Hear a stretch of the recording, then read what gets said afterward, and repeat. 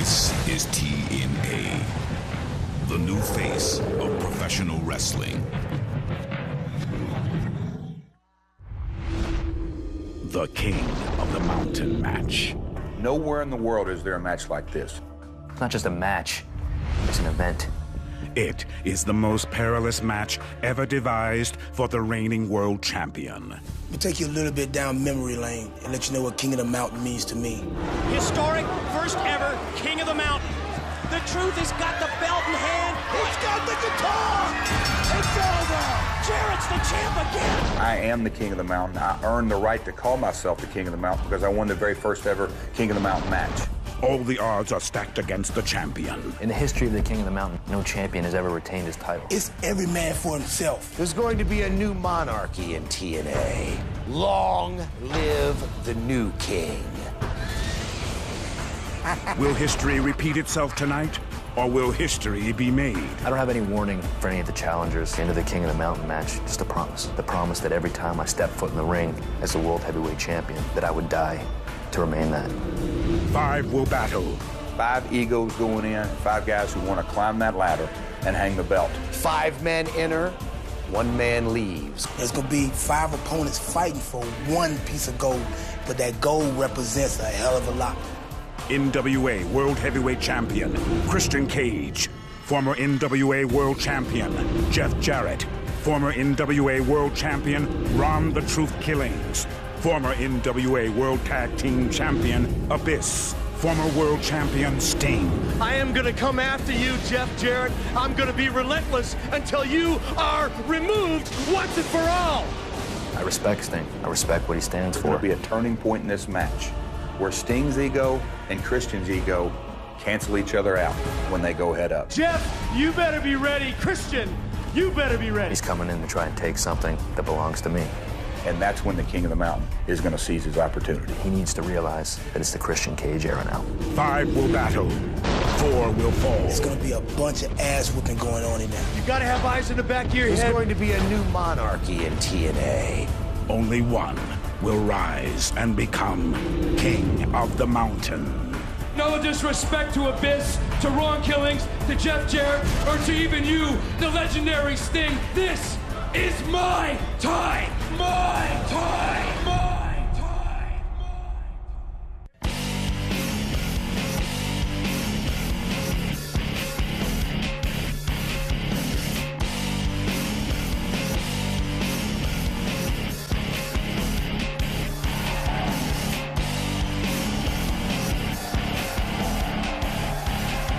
Welcome to TNA's 4-year anniversary. Tonight, get ready for the highly anticipated one-on-one showdown. It's Samoa Joe versus Scott Steiner. Plus, Christian Cage defends the NWA World title against 4 challengers in the King of the Mountain match. Slammiversary is next.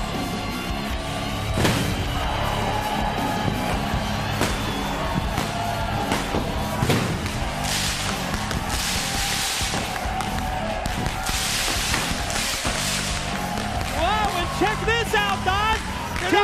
Team 3D and the James Gang, they're not waiting for introductions. Those of you that joined us on the Slammiversary pre-show, you saw the open challenge. Team 3D went to the back. The James Gang, well, they come out because Brother Ray and Brother Devon are bringing them to the ring, and it's time for the Bingo Hall Brawl. And look at this, the chairs! If you got memories from what happened in Philadelphia, you can see it again. Chairs flying into the ring, and Team 3D, they brought the fight right to the James Gang. I'm telling you, you can feel how amped up it is here in this building. It's Slammiversary. It's in the making. It's the bingo. It is the Bingo Hall Brawl. Oh, you're right. The chair's in the ring. Look at that. Brother Ray's got one, but one of the James Gang, how about Kip James? Oh, and he caught him. He drilled him right in the midsection with the steel chair. Perfectly played. Oh, and you can see them just clashing them like swords right there with each other. Oh, nice boot right there, though, by Kip. Oh, steel chair shot to the back of Brother Ray, courtesy of Kip James. Quite honestly, and look at that! He comes right back at him. Swing and a miss with the clothesline. Luckily got the chair up. Well, he just overwhelmed him. drilled him with the chair pin. No. Well, that's the teamwork of the James gang right there. But Brother Devon with the kendo stick up, he doesn't waste any time and just sends them both. And man, you can just feel the sting of that. And that's the teamwork of Team 3D. You know, the description, Don, that you've used for these two teams, it's so appropriate. Two of the most highly decorated tag teams in the history of our business. They're going head to head. They're going to try and settle it here in this bingo hall brawl to determine who's the best team. Oh, nice shot again by Brother Devon. I'm telling you, the James gang, Mike, has got to settle in here. They've got to settle down. The emotion is going on with Team 3D. But there you see Kip James using his smarts. But look at that. There's the combination. That's the teamwork I'm talking about. Brother Devon going to roll him over, go for the pin. Slick Johnson down for just a 2 count.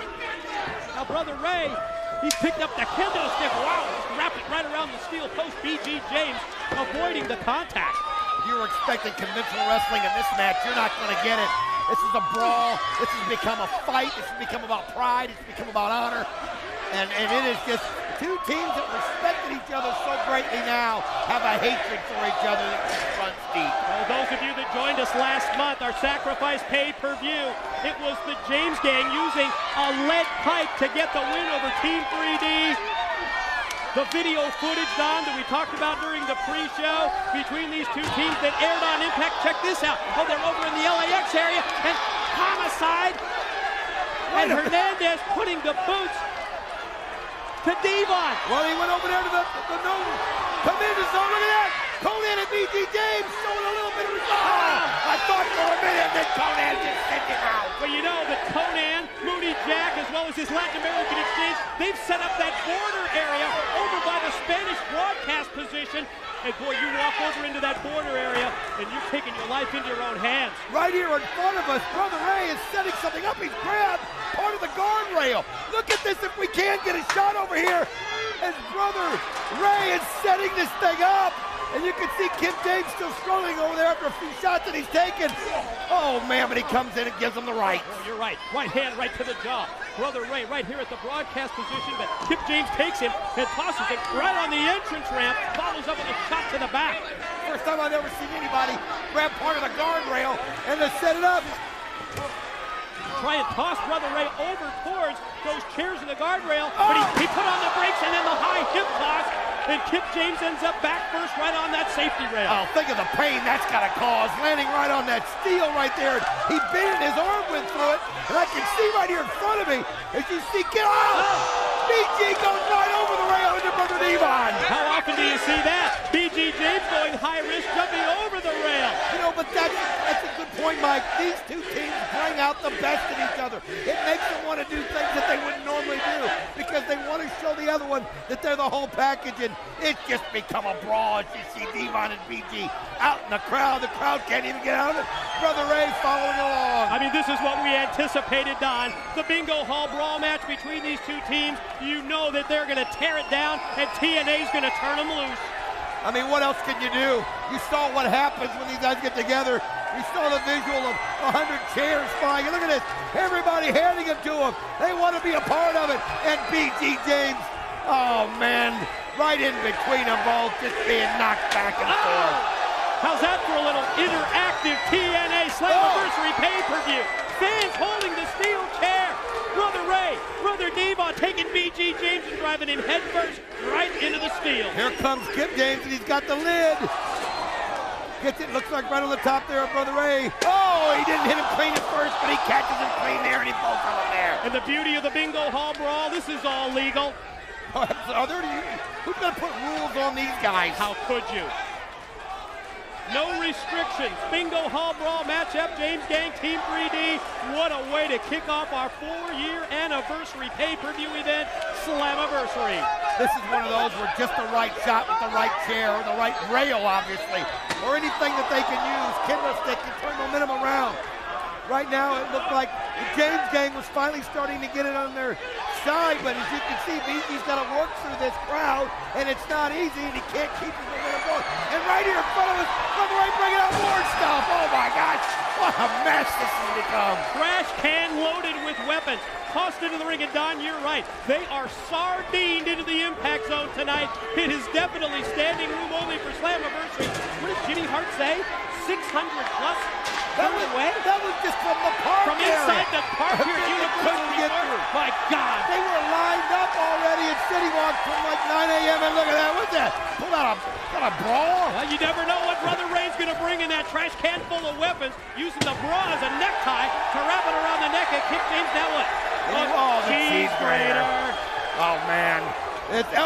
Nice low blow right there, and it was perfectly placed, perfectly timed by Kip James.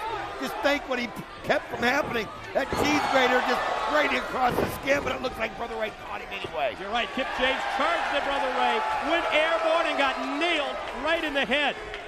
Boy, I wouldn't want to be referee Slick Johnson in this situation. What are you going to tell these guys?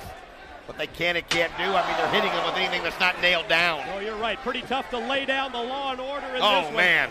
Cheese grater, meat forehead. Oh, I just cringed when you think of that. No, you can see what it did. God, he just ground the skin and man, BG in time. Sliced him right open with that cheese grater, and now BG and Devon, both with the trash can shots, and both knocked each other out as a close-up look of a bloodied Kip James. Well, there's only one result that can happen when steel meets flesh, and steel always wins. Devon going to try and make his way back up to his feet. BG, Brother Ray, mid-ring, scooping a slam by Big Brother Ray. This has been a match with a series of momentum switches, but right now it's all Team 3D. And here goes Brother Devon. Check this out. From the top. Here comes Brother Devon. Check out that lighting. He got the garbage can lit up. He went right into the garbage can lid, Mike. Oh, what a smart move by BG. Uh-oh. Now what? Oh, no. No. Has he been watching the Slammiversary? Oh, yowza! Ow! Oh, BG's going to sing soprano now. Kip James going to try and fight back. Oh, Brother Ray went for the trash can shot. Instead, Kip just drove him face first right into the trash can. Gonna roll him over and go for the cover. Here's one. Here's two. Oh! Only two. Brother Ray just able to kick out. I mean, this match is just one blow away from ending. They're hitting each. Look at the blood coming down from Kip James's face when he got the cheese grater raked over him. But he's not stopping. It's now all about emotion. It's all about showing who's the better team, the most decorative. And look at this, Kip James in total control on Brother Devon right now. Repeated shots to the top of the head, but from behind, Brother Ray with the kendo stick. What a way to start Slammiversary. And he's got him on his shoulders, and here goes Brother Devon. BG's down, he can't help. Oh, that's teamwork. They just doomsdayed him off the top. Pin. Two. Go. No, he got up. No, only two. I thought it was over right there. Thought it was over. You could see Team 3D thought it was over. Now what? That's what. And they yelled it loud, and they're going for it. In unison. The crowd here at Slammiversary at the Impact Zone. Get the tables, and Team 3D's about ready to oblige. Oh, they're putting them in right now. You had to expect this. I mean, this was a situation where the James gang basically called out Team 3D and called out their roots in this business and who was playing in front of the bigger crowds. Well, obviously, Team 3D took it personal, but he forgot about BG James. Don't turn your back on BG James, especially when he's got a weapon in his hand. Devon going to try and toss him up, and does, and over out to the arena floor. Now they can turn their attention to Kip James, but Kip actually, he's got him hooked here. Gonna go for that Missouri boat ride, but it was blocked by Devon. Gonna take him out. Here it is! 3D right into the table! Through the table! Cover! One, count! 1, 2, it's done! Ladies and gentlemen, the winners of the Bingo Hall Brawl, Team 3D! Happy anniversary! Oh, what a way to start, Professor!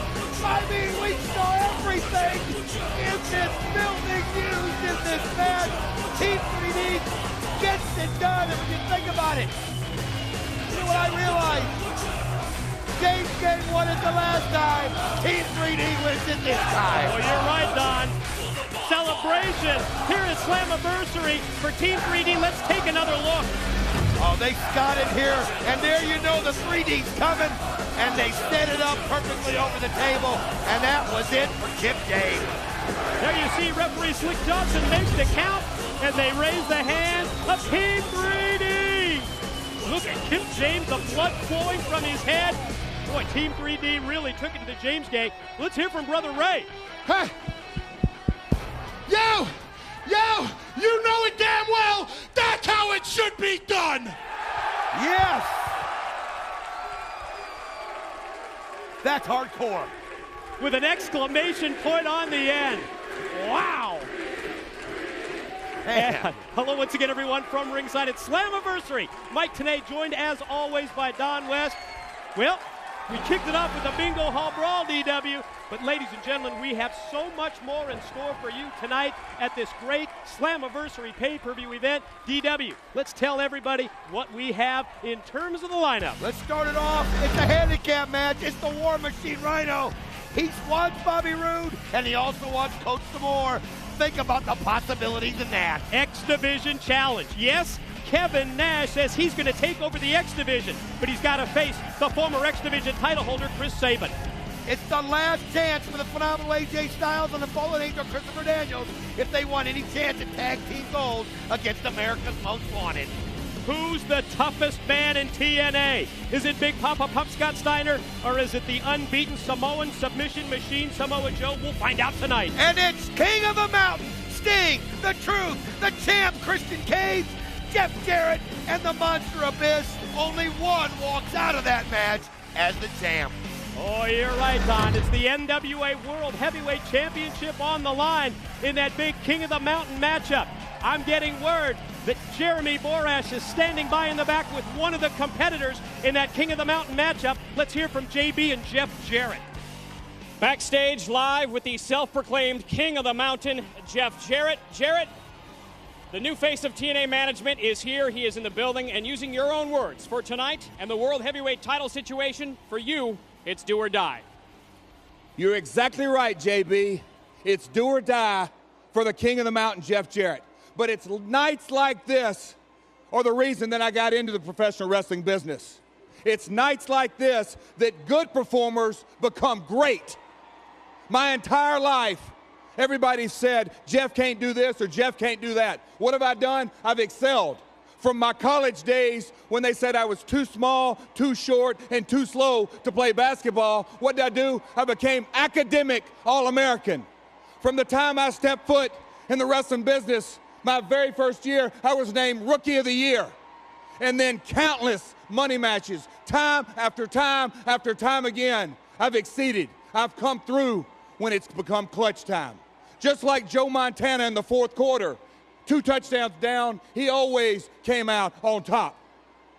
When October rolls around, Reggie Jackson was become Mr. October because he came through in the clutch. And Michael Jordan, when he stepped onto the basketball court in Game 7, it was a lock. Well, you're looking at the Michael Jordan, the Reggie Jackson, the Joe Montana of the professional wrestling business.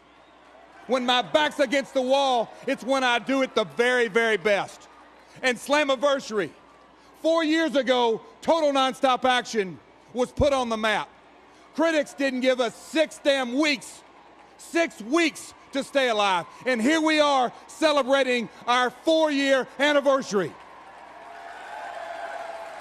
Well, tonight, in the King of the Mountain match, the match I made famous, nowhere else in the world can you see this match.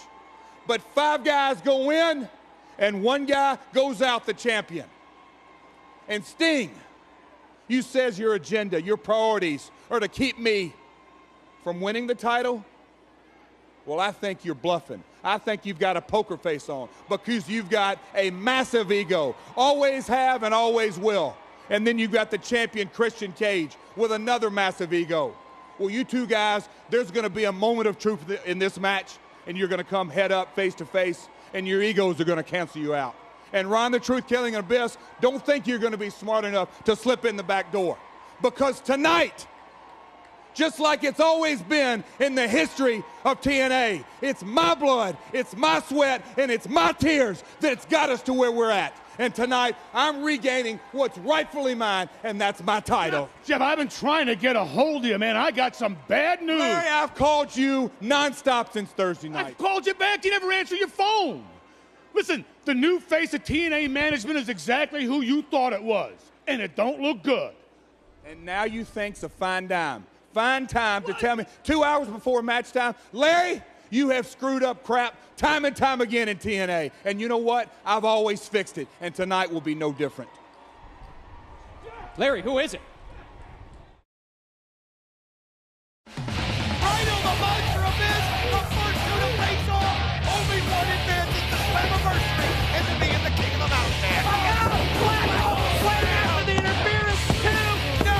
Abyss advances because of that. I went to Nabisco, and I told him what match I wanted at Slammiversary. It's a handicap match. Me versus Bobby Roode, and any member of Team Canada I choose. Me versus you versus Coach Demore. Yeah! You want to play along with me? The future's hindsight prophecy. And if there's time to let me in, then there's time for me to who's the winner? Brings me back to what I choose. Light the fuse and you can use me. Survive, I wanna feel alive. Gonna hit it fly over. Put two, I wanna make it through. Gonna hit it fly over. Free flow, I'm gonna let it go. Gonna hit it fly over. No ground, I'm never coming down. Gonna hit it fly. Come on. Enough already. Here comes the War Machine. Here comes Ryder. Slammiversary. You two will get terminated. Gone! Gone! Gone!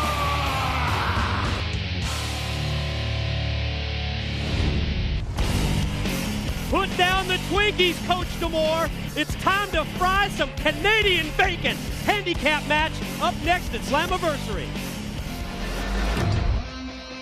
Ladies and gentlemen, TNA Slammiversary continues with this one-fall handicap match. Introducing first, proudly representing their home country of Canada, the Canadian enforcer Bobby Roode and Coach Scott Demore. Well, what do you think? Did the sweatsuit do him any good? Did it help any? The countless minutes of training that Scott Demore has done for this match? It must have been mental training because it obviously wasn't physical training. But then you've got the Canadian enforcer, Bobby Roode, as his tag team partner. I mean, it was great when the challenge was issued by the War Machine Rhino. When he said, I'm going to face two members of Team Canada. You saw the look on Demore's face. The coach loved it. But then he found out he was one of the two. He's got to have in the back of his, wait a minute, I was going to say something here, but the coach obviously feels he's got more important things to say. He grabbed a microphone. We'll see what the new physical specimen, the new physically challenged maybe. What a historic night. But you see, Rhino, I've seen through your little plan. I know why you made this a 2-on-1 matchup, and it's because you couldn't handle getting your ass handed to you by me one-on-one. Is that the way he sees it?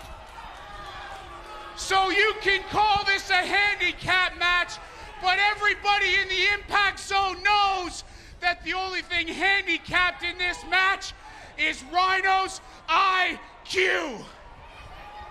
Bobby, I know you're ready to knock him pillar to post one more time, but today, just like every troglodyte in this building, your job is to sit there and be dazzled by my catch-as-catch-can brilliance. As I rid the wrestling world once and for all of that no-good scumbag Rhino, and went on to... Here's a chance. And their opponents from Detroit, Michigan, the War Machine, Rhino! Now wait a minute. Where are you going, Demore? Demore, he just called stay on the apron and watch him be dazzled. And then as soon as the War Machine hit the ring, look at D'Amore, he ran all the way up the ramp. You know, it's one thing to say it when you're not eye to eye with the War Machine, but when Rhino's in that ring or when he's charging down that ramp, it's a whole different matter. And that's when you find out what kind of stone Scott D'Amore has. And we saw he doesn't have any. D'Amore and Rude try and regroup. How about the look on the face of Larry Zbyszko? I mean, we know that Larry Zbyszko looked inside the car this past week on Impact. He saw who that new face of TNA management is, and he laid it out for Jeff Jarrett. They don't seem too confident. No, Jeff Jarrett said if it was a particular person, then he knew that he would have to win the King of the Mountain match tonight. Obviously it is. We'll find out more about that later on in the program, and here we go. As you see, Scott D'Amore has finally gotten a little bit of courage. I mean, I listened to that speech. I figured one of the people he obviously went to was a hypnotist who convinced him he was somebody else. And now let's watch as D'Amore actually gets into the ring, and we're going to see him square off against this War. Oh, come on. Oh, that's about it. That's about it. That's Yeah. about all he can do physically. Jumped in the air, touched his toes, and he just blew up. He's blown up. He's gassed. Yeah, he's done. Man.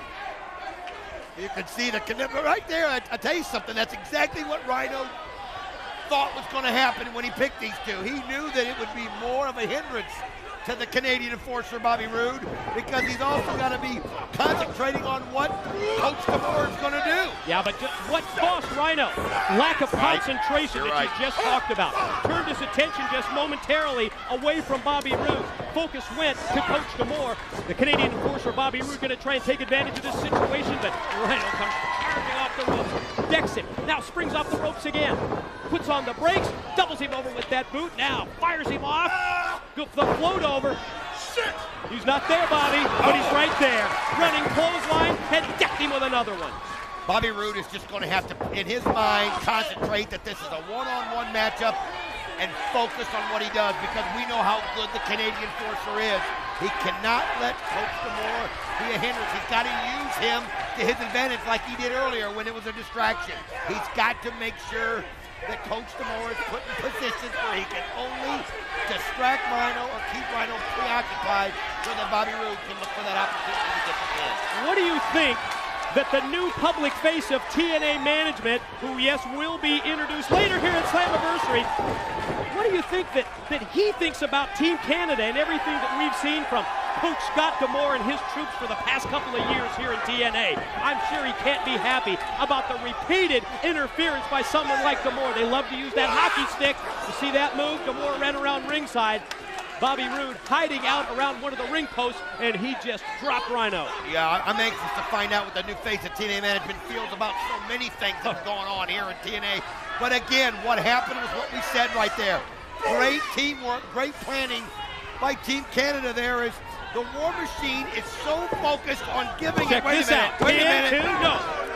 He is so focused on getting a situation where he can take it to Coach D'Amore. He hates him so bad and wants to exact vengeance on him that he's got to remember that Bobby Roode is there in that ring also, because if he doesn't, they're going to make short work of him. Well, D'Amore going to try and keep control of this situation for Team Canada. Instead, went into the workout, and here comes the War Machine back, but oh, he just got stunned. Bobby Roode just dropped him. And again, of course, Coach D'Amore going to go for the glory, hog. Well, but then on this, look at it this way. If it's D'Amore that gets the pin, oh, man, how degrading does that have to be to Rhino? Oh, no. Wait a minute. If D'Amore gets the pin, well, I mean, we'll never hear the end of it. No, we won't. That you couldn't be able to get his head through the ramp. Won't be able to get his head through the entrance part of the ramp. Tags in. Barely get it through now. You're right, his fellow Canadian, Bobby Roode, now right back, taking Rhino, positioning his neck right against that steel cable, going to try and cut off all the wind, all the air that supplies the lungs of the War Machine. You think when Scott D'Amore looks in the mirror, he sees himself like Bobby Roode probably sees himself? Obviously. That's some psychological question that I'm not sure about. Well, the good news is Coach D'Amore has kept his shirt on.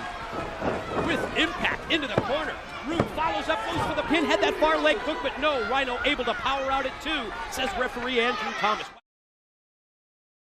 Wow, what impact when he fired him off into the corner turnbuckles.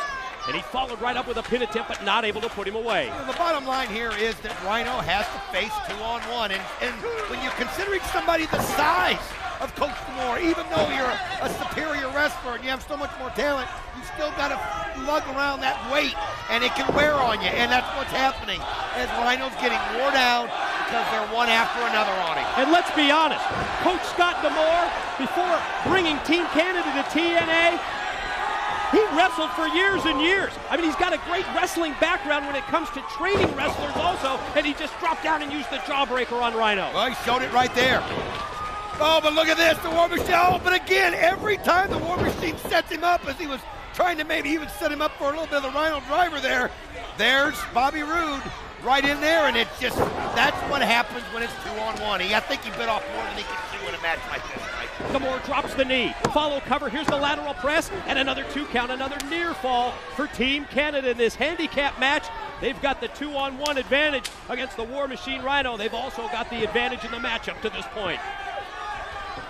They're doing a great job of tagging each other in, tagging each other out, coming in and blindsiding Rhino whenever Rhino seems to be getting the momentum his way. Another pin attempt. Just gets his shoulder up. Bobby Roode thought he had it down for 3. Off the suplex, you're right. Roode went for the cover, and now the blatant chokehold right in front of referee Thomas. That's been pretty much the strategy of the Canadians if you followed this matchup. I mean, the War Machine here, the former NWA World Heavyweight Champion, is going to have to reach down and just get it in his mindset of what he's got to do. He's going to look at these 2 guys as one individual member and attack it that way. At the same time, he's got to avoid that vicious clothesline that Bobby Roode uses, that northern lariat, where he just drills you right from behind. And that's it. You don't see it coming. I mean, it's just a matter of the lights all of a sudden just, you know, flash and then they go out. Big right hand to the jaw. Drops Rhino, and then the double sledge to the back by Roode. Gonna roll him over and go for a pin. Here's the cover, here's 2, and again Rhino powers out at 2. When I thought about this match in my mind, all I could think of was you know, gore on D'Amore. But it's not going that way. As you can see, Team Canada is just absolutely in total control. And one thing D'Amore did was he played mind games, and it's worked. And look at this. That weight coming down off that rope right there, and that's a lot of weight. Yeah, at the same time that Bobby Roode positions the arm of Rhino up into the air, exposing the ribs. And D'Amore drops down with the leg right across the neck and throat. Rolls off the pin attempt and comes right back up and drives the fist again right into the head and neck area. Another lateral press and another near fall for Team Canada. I mean, you don't have to like him, and most people don't, but he is showing an ability in the ring. He knows what he's doing. That's what makes him such a good coach. And, you know, it's just one of those situations that's backfiring right now for Rhino. Remember, ladies and gentlemen, yet to come tonight here at Slammiversary 2006, TNA's 4-year anniversary pay-per-view event, King of the Mountain for the NWA World's Heavyweight title, plus, in my mind, the most highly anticipated non-championship match on that we've ever had in TNA. Samoa Joe and Scott Steiner, fans here in full support of the War Machine as Rhino tries to make a comeback. Yeah, you can see that. You can see the fire, and that's what he needs. Oh, nice belly to belly as he just flings the Canadian Forcer across the ring, and that's what he's got to do. Rhino, though, slow to get back up to his feet. D'Amore looks concerned. Team Canada no longer in the driver's seat like they've been for several minutes in this match. It's Roode back up to his feet, and here comes Rhino charging in, and Bobby Roode got both feet up and caught Rhino. Now tries to follow up, and does. Dropped him down with the neck breaker. Oh, he hits him with that neck breaker, and here it is. 2. Whoa, again, he just gets the shoulder up in time, but how many more times can Rhino do this? Oh, you're right. Series of near falls here. I would say 4 or 5 times the Canadians have been on the verge of victory, just that split second away from the win. Apparently, they feel like they're so confident at this point, they've got Rhino worn down so much that Roode's going to tag in Coach D'Amore. Well, he knows how degrading it'd be, like I said earlier. Oh, look at this now. Scott D'Amore positioning him, wanting him in a certain direction. Yeah, he's got Roode doing his dirty work for him. The longer you take, oh no, don't do that. Oh see what happens? Working out. Yeah, a little help there to get the bicep up and puts the boot right to the chest of the War Machine. Scott Steiner's shaking in his boots. Uh-oh. Oh no. Uh-oh. Oh no, can the ring hold it? Look out below! He misses! Took a little too much time, and now he he's flopping around like a whale there on the mat. Oh, top rope moonsault. You're right. He caught nothing but canvas on the way down. Rhino back up to his feet, almost as if he's measuring D'Amore at this point. I give him credit for even trying it. Wait a minute. Oh, he was ready for it. He almost set up Bobby Roode right there. Oh, he saw Roode coming all right, and Bobby Roode the recipient of several right hands from Rhino. Quick reversal and shot up into the ropes, but the shoulder block takes him down. This is what Rhino's got to do. He's got to be relentless right now. He can't stop. He's got D'Amore hurt after that big backward moonsault that missed. This is his chance to go after Bobby Roode and get the goal. Look out! Oh, he hits him right there with the hockey stick. Referee never saw it. Hockey stick right across the back of the War Machine, and of course the Canadian flag wrapped in that hockey stick. Check this out. He's going to go for the demoralizer, but that's near 300 pounds you're going to need to take up to your shoulders. No luck there. Spinebuster down. Oh, man. Shows you the strength of the War Machine, and he sends Bobby Roode out. This is his opportunity, and he's setting up for it. He wants it. Oh, he hits it. Gore! Gore! Gore! Here's your winner, the War Machine, Rhino! Oh, man, he set it up, and when he saw that opportunity, he nails it, and you can see Coach D'Amore out like the light. You got your wish, DW, as well as this capacity crowd here at the Impact Zone for Slammiversary, and I'm sure for many of you at home as well. Let's relive the moment. Gore, gore, gore on that big fat load, Scott D'Amore. I'm telling you, that knocked the air right out of him, and he had no chance, and that's exactly why Rhino asked for D'Amore to be in that match for that one shot. Up later, tonight at Slammiversary, Samoa Joe and Scott Steiner. Let's send it to the back where JB is with Samoa Joe.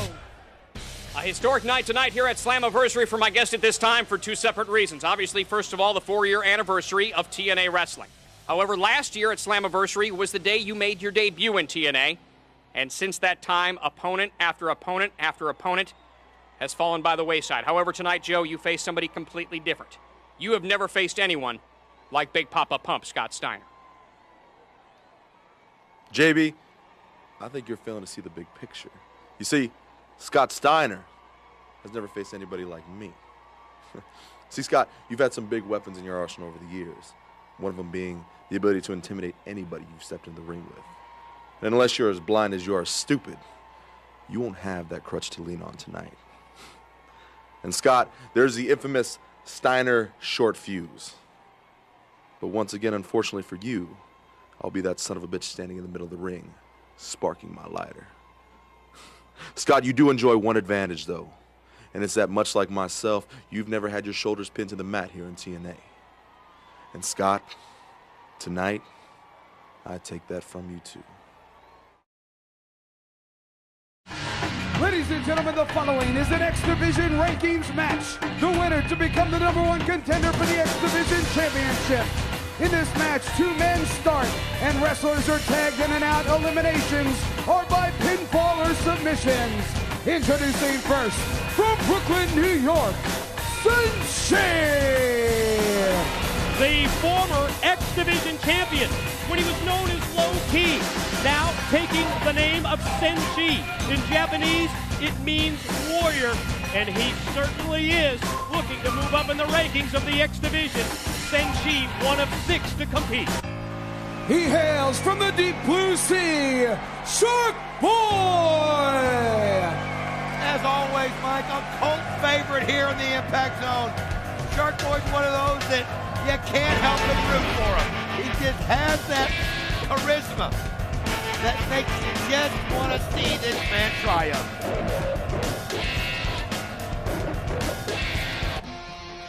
Proudly representing his own country of Canada, Petey Williams! Yes, he is the Team Canada captain. And out of these 6 wrestlers competing in this X Division rankings matchup, he and Senshi are 2 of the 6 who have worn the gold in the past. Yes, a former X Division title holder. Team Canada captain Petey Williams looking to get another shot at the X Division gold. Will he be able to accomplish that at Slammiversary? The next participant in this contest is from Elizabeth, New Jersey, Jay Lethal. One of the members of Team USA. We always talk about him being the youngest member in TNA, but you can forget about all that now because it's about the experience in the ring that he gets each and every week. This guy has so much potential oozing out of his body, and it's just absolutely crazy.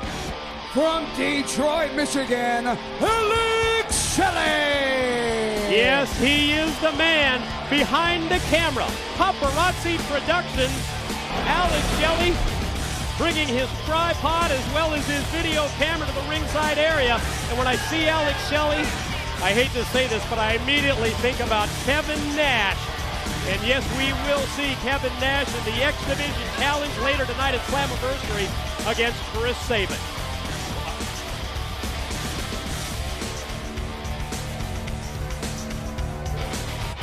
And the final participant from India, Sanjay Dutt. I was talking with Sanjay Dutt before this show tonight, and Sanjay said, I hope Kevin Nash is watching what's going to happen in this X Division shootout that we're going to have right here, because he said if he thinks that at his age he can come in here and dominate an X Division competitor, well, he's got another thing coming in. I hope Mr. Nash is watching, because you're going to see some things here in a minute that you will never see anywhere else in wrestling. Elimination rules to apply here in this six-way matchup.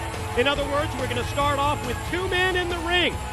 You will be able to tag in any of the other 4 outside, eliminations by pinfall or submission, and we will take it down to find out who the #1 contender is to the X Division champion, the unbeaten Samoan submission machine, Samoa Joe.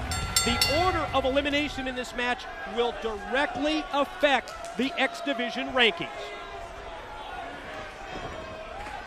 One of those matches where you're going to find guys, if they get an opportunity maybe, they might lay out a little bit, because the longer that you can last, of course, is your better chance to be standing at the end. But it's also a situation where it's about pride, it's about honor with this division that we call the X Division, and it's about showing this crowd you're one of the best extreme athletes in the world, and they won't miss every opportunity they can to prove that. Don, I think you're really saying that the key to this match is to survive #1. Stay in it as long as you can. It's real interesting when it comes to making tags. For the most part, the benefit to making a tag is when you're really on the defensive and you need to get out of a match and regroup. You really want to stay in as if you can and eliminate wrestlers, but at the same time, you want to last really as long as you possibly can. Elimination rules to apply in this rankings matchup. Shark Boy, back body drop. The Team Canada captain crashes down. What I like about this match also is we're going to use it to define the rankings, and it's a situation where each of these guys now has a chance to put themselves into a place to challenge for X Division gold here in the future. If they can win this or even get to the last 2, it really puts yourself in the hunt for the gold down the line, and this is a chance right now to let all the other members of the X Division know where you stand. Oh, Shark Boy with the bite. Petey Williams wanted to sing "Oh Canada." He sure did. He was headed up to the corner to sing "Oh Canada," changed his mind, and Shark Boy goes airborne. Slingshot, cross body block, crashing down onto Williams. Shark Boy showing his athleticism right there. He realized he had Petey Williams down, and it's a chance to, especially early on in a match when you're fresh, get your offense in while you can. Make sure you wear somebody else down, and then if you get in trouble, like you said, tag out, get out of the way, and that's what he's doing right now. He's sitting in Jay Lethal. Going to let him work him over a little bit. 20-year-old Jay Lethal. As DW told you, yes, the youngest man on the TNA roster. Going to fire Shark Boy in and then follow right back up with a forearm shot that rocks Williams. Shark Boy with an assist, and Jay Lethal caught him with the kick. And Jay Lethal the cover on Petey for a 2 count. Not bad to find a partner early on. If you can work with somebody, all that does is eliminate people in front of you. Eventually, it becomes down to man-on-man, and nice backbreaker right there by Jay Lethal. One arm and then dropped him right across the knee with that backbreaker. Jay Lethal showing the strength here against Petey Williams. Takes him now by the head. Face first, directs him right into that top turnbuckle. Williams going to try and counter, does. Reversal of Lethal, who floats over. Puts on the brakes, going to take him up. No, float over by Williams. Lethal's got him hooked by the boot, but Petey caught him with a knee right in the side of the head and then took out his legs with the drop kick. Great move right there. When Petey Williams is in the ring, you can't help but think about the Canadian Destroyer. It's something that when it hits, it will eliminate you. And he brings in Senshi, somebody that has been so anticipated when he came back. And it's somebody that's been thought about when, of course, formerly known as Low Key and formerly a champion. It's great to see him back in the X Division as Senshi. Known for using martial arts moves like those brutally stiff kicks, the two shots that rock Jay Lethal, and then pull a knife-edge chop right to the chest. This guy can kick you from anywhere, any place, at any time. It is amazing. It's like watching a Bruce Lee movie. I mean, he'll just, out of nowhere, he'll kick you, and then think about that double stomp thing that he does off the top of the ropes. It's just, it's vicious how he uses his feet, but right now, showing you he can use his hands. And man, these guys are trading some knife-edge chops back and forth. You're not kidding. What an exchange between these two. Momentarily, Lethal getting the better of it, and then he caught him again with another knife-edge chop. Fired off into the ropes. Senshi drilled right in the chest with the drop kick. Here's Lethal for the cover. Barely got a 1 count before Senshi, the warrior, powers out. Oh, yeah, and you could see the pain on Senshi's face as he just got the wind knocked out of him, but now he's getting a little momentum, a little speed, but look at that. Jay Lethal just uses it to his advantage, and Senshi's in trouble. Oh, he gets out of it. All 6 of these individuals in this X Division rankings matchup, yes, looking to move up the ladder of success in the division that, let's face it, put TNA on the map, and the division that Kevin Nash is trying to hijack. And that's what I was talking about right there with Senshi's boot. He just, it's almost like it's double jointed, man, and he just brought it in, and he waited till he found his spot, and he nails him right on the back of the head, and he sends in Alex Shelley. They're doing really good on tagging people to make sure they're not out there too long to get pinned. Well, you're right. Double team effort now by Senshi and Shelley leads to a double elbow directed into the chest of Jay Lethal. Oh, don't think these guys are friends just because they're double teaming. It's just a smart move, especially early on. Yeah, just a momentary situation when you can use it to your advantage. Now he's got the arms wrapped around the necktie move here by Shelley on Lethal. Look how he uses his feet, too, to bring Jay Lethal to his knees, and now he pulls him back. Oh, man, look at the torque on that. Right, leaning back, knees directed into the lower back of Jay Lethal, and at the same time, going to try and almost use his own arms and hands to choke the life out of him. Yeah, you talked about where he... Oh, but look that's beautiful. Look at Jay Lethal showing that athleticism, trying to turn it around, but Alex Shelley sees it, brings it right back, and again onto the back with the knee. Thought it was a great counter by Lethal, but Shelley turned it right around on him again. You see this ego? You see that cockiness? You hang around with Kevin Nash for as long as Alex Shelley has been, and it's going to rub off on you. No, absolutely, but you can't deny his in-ring ability. He's so different than anybody else in the X Division. You're right. He does things so unconventional, and he's just such a great mat wrestler. But his cockiness is what's going to get him in trouble, and right there is an example as Jay Lethal took advantage and just get up with the jawbreaker. 6 to start it off. We'll narrow it down to 1 winner in this elimination matchup. Shelley off the boot. Lethal was prepared. High hip toss takeover, and then a drop kick from in tight that went right into the face of Alex Shelley. That'll make you have to get some dental work right there. Alex Shelley trying to pat himself in, and now good move by Jay Lethal. Bring in a fresh Sanjay Dutt, maybe an opportunity here to get a pin. Swing and a miss with the clothesline. Sanjay just snapped it off. Head scissors take over on Shelley, and then the deep arm drag. Oh, this will be a future X Division champion. I'd bet money on it. This guy's so fast, so quick. It's just all about timing. And this is his chance to become #1 ranking. And look at that. He's got so many moves that he does with such great speed. Look at that. Measured him perfectly. Landed right across the chest and went for the cover, and Sanjay Dutt gets a 2 count. Boy, Don, you've been saying it for several months, and I've got to agree with you. If there's one man that we look at on that TNA X Division roster and you say he is just on the verge of breaking out and getting that opportunity, it's Sanjay Dutt, the original player from the Himalaya. He can do that if he's successful tonight. He could get a shot at the X Division title with a win in this 6-way rankings matchup. Little sprinkler action here, yep. You can see him. Oh, Alex Shelley, though. Good timing as he brings him down, and then, man, he just gets crushed right there. Oh, no, rope burn. Oh, the rope burn. Ouch. Wow. Yeah. I mean, I've seen some rope burns in my time through the years watching professional wrestling, but nothing quite like that. Well, you know, that's what Alex Shelley does, and I don't know who he learned that one from, but he wasn't going to have Sanjay Dutt kind of in your face him there with the sprinkler, and that's what you do. And maybe that's what's costing Sanjay. Caught him with the kick, immediately goes for the pin, hooked the arm of Sanjay Dutt right back behind his head so that Sanjay didn't have time to raise the shoulder, but still not able to put him away. It's what you talked about earlier with Alex Shelley. The fact that he has that style that's just different from everybody else in TNA. Double leg takedown. Sanjay on his back while Shelley measures him, springs off the ropes, and on it. Knee. Moonsault back. Got it. No. Ooh, Sanjay Dutt able to get out of there. I thought he hit his knees perfectly into that chest. Might have just taken. What's he doing? Whatever it is. Oh, come on. And then he pan in the pants, and then he puts it to the mat. We saw it. I don't think it deserves play-by-play, but you're right. You saw it. And wash that mask as soon as you get home, Shark Boy. Yeah. What are you doing? He was trying to direct Shark Boy to double suplex Sanjay. Shark Boy will have none of that. Check this out. Well, everybody's coming in right now. They decided, hey, we'll all get into the action. Where are they going to go? Oh, they're fighting it. 3 go up, reversal, 3 go over. Stop. 6-pack suplex in this X Division rankings matchup. Wow. That's what the X Division's all about right there. Things that you never see anywhere else. I mean, what an opportunity there. Shark Boy comes in. Alex Shelley thinks he's going to work with him.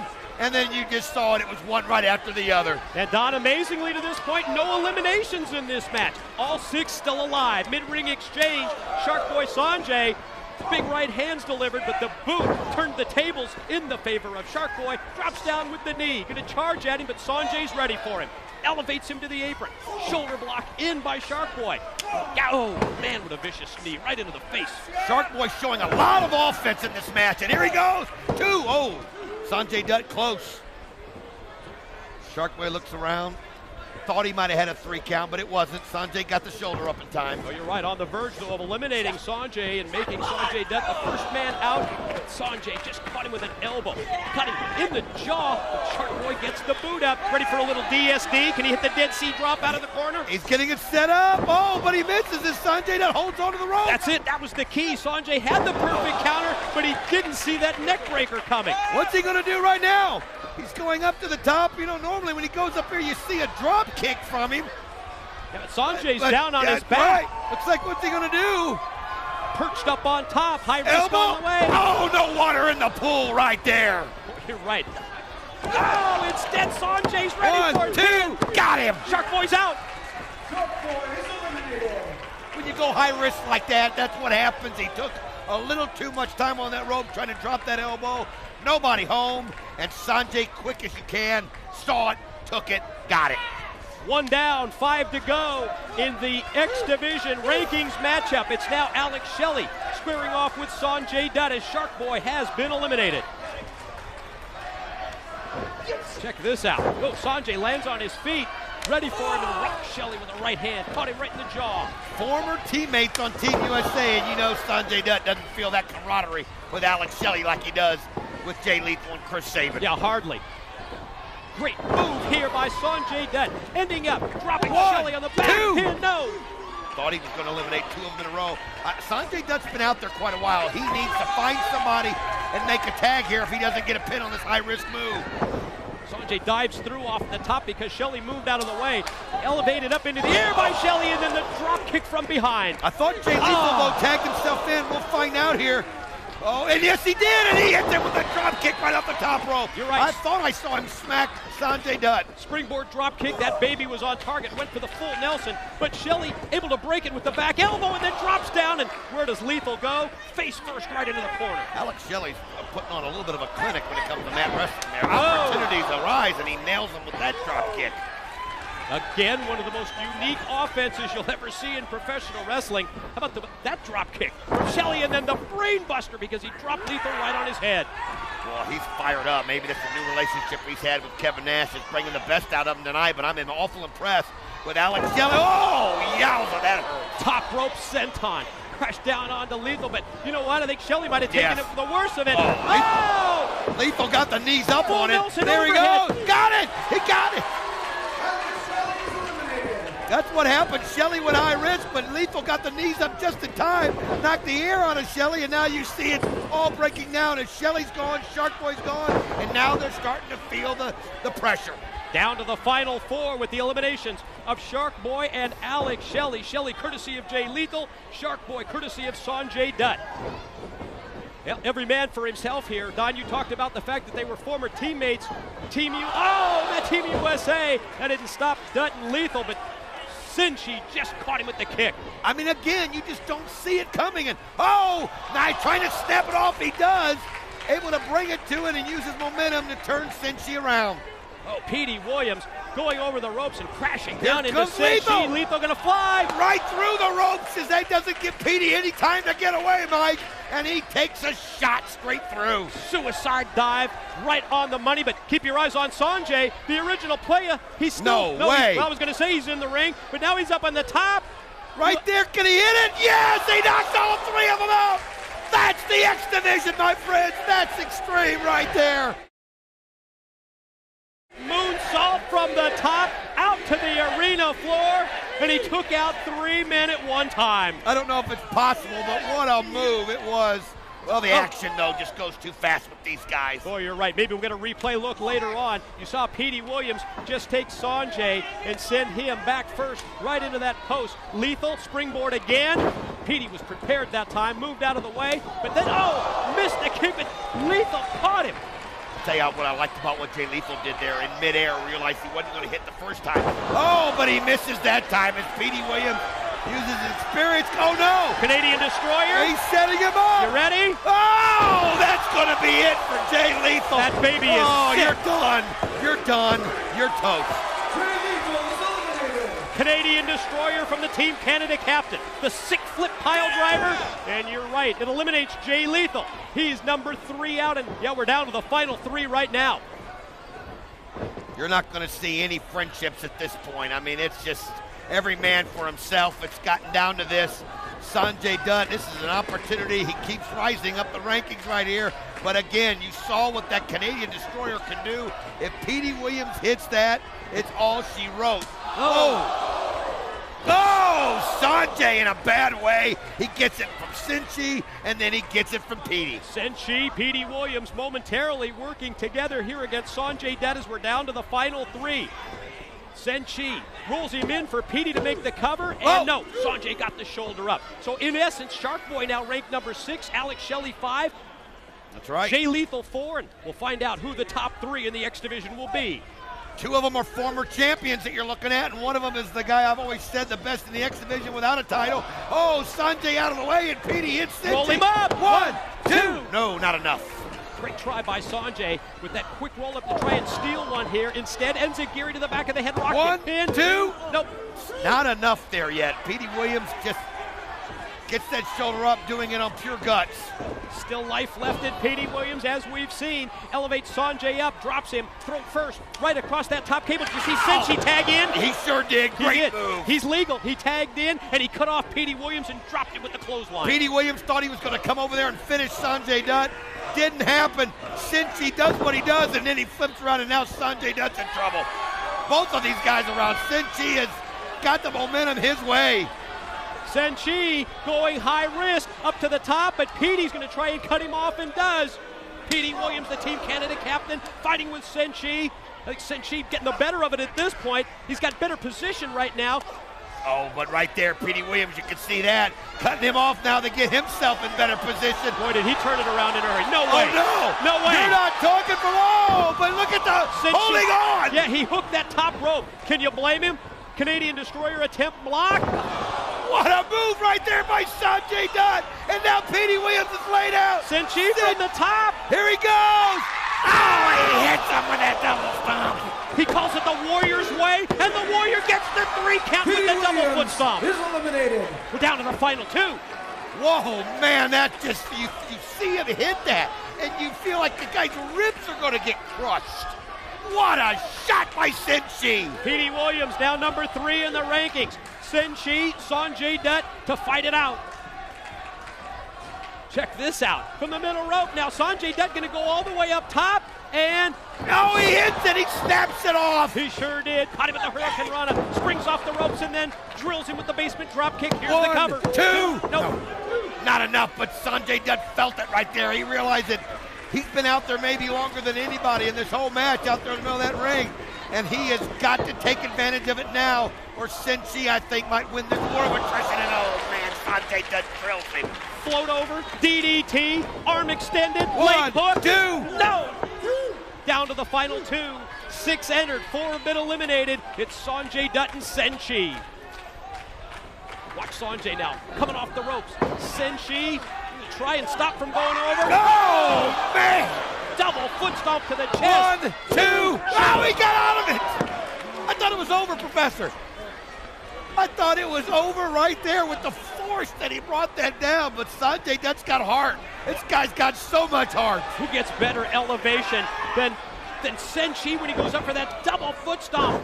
Great reversal by Sanjay, dropped him across the knee, and then dropped him with the neck breaker. This is Sanjay Dutt's time right here as he's got Senshi in trouble. Somebody I think that's just not even, this is his chance, what I'm saying, to get the respect he deserves here in the X Division. It's Sanjay Dutt going up high, going for the kill shot. There he goes. Oh, the knees got up by Senshi. Oh, you're right. Went for that Hindu press off the top, and as he came down for the splash, Senshi caught him with both the, oh, look at that drop kick. That sent him into the turnbuckles. It looked like it knocked him out in the air. Oh, the whiplash effect. The back of his head crashing into the corner. What's he going to do? He's hanging it from the Tree of Woe. Oh, here he is, the Tree of Woe, and oh, man. What's he going to do with this? He steps on his knees, and Sanjay has to leap up. And at the same time, there's the double foot stomp. Right on the head. Right on the head. Dude, it's done. Wow. Ladies and gentlemen, your winner and the #1 contender for the X Division Championship, Senshi. Wow. Have you ever seen that move? Gets him in the Tree of Woe there, and then as Sanjay fights out of it, Senshi sees him bring his body up, goes up and double foot stomps him right in the head. Well, you're right, Don. The key to that move is when Senshi puts his weight on the knees of Sanjay Dutt. At that point, Sanjay has to come up, and Senshi drives right down. The double foot stomp leads to the win, and Senshi, #1 contender to the X Division title. Let's take a look. Some of the great action that you saw right there, that's some of the feet work of Senshi, and Jay Lethal showing what makes him such a rising star with that drop kick to the face of Alex Shelley. Oh, I love that move. That one was great. That six-pack suplex. Oh, and there it was. There was no water in the pool right there by Shark Boy, and that's when Sanjay Dutt able to bring it in and get the quick pin, and he was eliminated. You're right. Shark Boy then became #6 in the rankings. Jay Lethal took it right to Alex Shelley and eliminated him next. Alex Shelley, #5. And look at the extension that Sanjay Dutt gets from the top rope, but the Canadian Destroyer on Jay Lethal, that's it for him. That's all she wrote. You're right. Jay Lethal became #4 contender in the X Division rankings. Check that out. Wow. Looks even better on the replay, doesn't it? When you see that incredible elevation, that's called the Warrior's Way. The double foot stomp. There it is on Sanjay, and yes, Senshi, the #1 contender.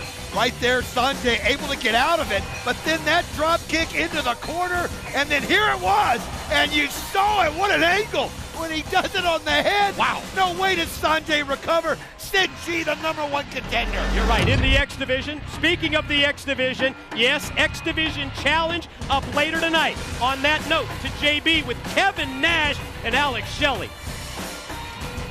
The action continues here at Slammiversary. Alex Shelley, Kevin Nash, you are about to do battle in the X Division against... Kevin, it was a tough battle. I don't know if you watched it from the monitor. There were 10 guys, 20 guys. Some of them had knives. I think I spotted a couple guns. You know, you might not have saw them. I didn't see any of that. Yeah, you might not have saw them. Camera adds 15 pounds. Lighting has a lot to do with it. My mind was just on the celebration we're going to have after your match. Right. Well, you seem awfully confident going into this. Why wouldn't I be? I'm a 7-foot juggernaut. You know, the thing is, it is Father's Day today, and I got a little message that goes out to Walt Sabin out in Hell, Michigan, probably sitting there watching that crappy 19-inch, waiting to watch your son tonight. Let me tell you something. I'm not picking up the doctor bills. I'm not paying for disability. He asked for this. He's going to get it. And tonight when you guys have your little talk on the phone, son, are you okay? Yeah, Dad, I'm all right. Son, it looked like the odds were against you. Between the sobbing and all the crap that goes on, ask your old man then, Sabin, if size doesn't matter. It's up next, Kevin Nash, Chris Sabin, here at Slammiversary. You know, I've seen Sting come back. I've seen Steiner come back. My phone does ring. You can see that obviously it works. Oh, sure. And there's nobody from TNA has contacted me. So I say to myself, what am I going to do? I'm going to go after something that's dear to their heart. That's something that they actually feel is giving TNA its identity. I'll go after the little prize and joy. The X Division. Oh, wait a minute. Kevin Nash just walked by. Oh, this is just absolutely ridiculous. That's how you become a star. A mediocre, big man will drop an X Division superstar every night of the week. Right here in front of us. Look at this. X-Cup champion. Got nothing on me. He waits until one of these X Division wrestlers has been involved in a long match. Come on, man up. Man up, dog. What's up? Into the trap. Sunday night, June 18th. Why don't you meet me one-on-one? Gee, really? And I can prove to you, size doesn't matter. Step 2. Sabin's got a match. We're going to scout it. Can you go out and find me somebody that just looks like Sabin, wrestles like Sabin, he's built like Sabin, does his exact moves? I mean, a clone. You can come down here, you can put lifts in your shoes, but son, I know that's you. I know that's you, Sabin. Whoa. All offense right here. You got no offense on me. This time my back's not turned. Size matters. Oh, man. Let's go, Nash. Let's go, Nash. Let's go, Nash. Let's see what you've got, Kevin Nash. X Division Challenge. It's up next at Slammiversary. Let's see how you do with Chris Sabin. Ladies and gentlemen, the following is an X Division Challenge scheduled for one fall. Introducing first, from Detroit, Michigan, Kevin Nash. I can't even reference that match this past week on Impact on. What are you laughing at? Well, you got mad at me for laughing the last time. I'm trying to hold it in. I can't even reference that because this is, in essence, the first match for Kevin Nash in well over a year. I think we're going to see a little ring rust from this overconfident, egotistical. You know what? It was the last time he was supposed to wrestle. Yeah. The time that he wasn't able to make it in for the heavyweight title matchup. True. I just thought of that. Nice return. Let's see how Kevin Nash does against a former X Division champ. Let's send Sabin to the ring. And his opponent from Hill, Michigan, Chris Sabin. Mike, this is a chance right here for Chris Sabin to speak for every X Division wrestler, every cruiserweight, every lucha libre, everybody that has been held down in wrestling because of their size. This is a chance for Chris Sabin to speak for all of them. If he can take it right here to the big 7-foot giant, Kevin Nash. In essence, Don, what you're saying is that Chris Sabin is fighting for the honor of the X Division. At the same time, Kevin Nash, 7 feet tall, 300 pounds, he wants to hijack, he wants to steal TNA's identity. He wants to jump onto the bandwagon and become part of what the X Division really has meant to total nonstop action wrestling in the 4 years of this company. Well, no doubt with Kevin Nash's strategy is going to be only one thing. When you think about all the knee surgeries that he's had, he's going to have to keep this in tight. He's going to have to ground Chris Sabin, not let Chris Sabin use his speed, his agility, and his athletic ability. Boy, and as you lay that strategy out, that's exactly what we're seeing. Sabin springs off the ropes, swinging and missing with that back elbow. And you talked about the knees.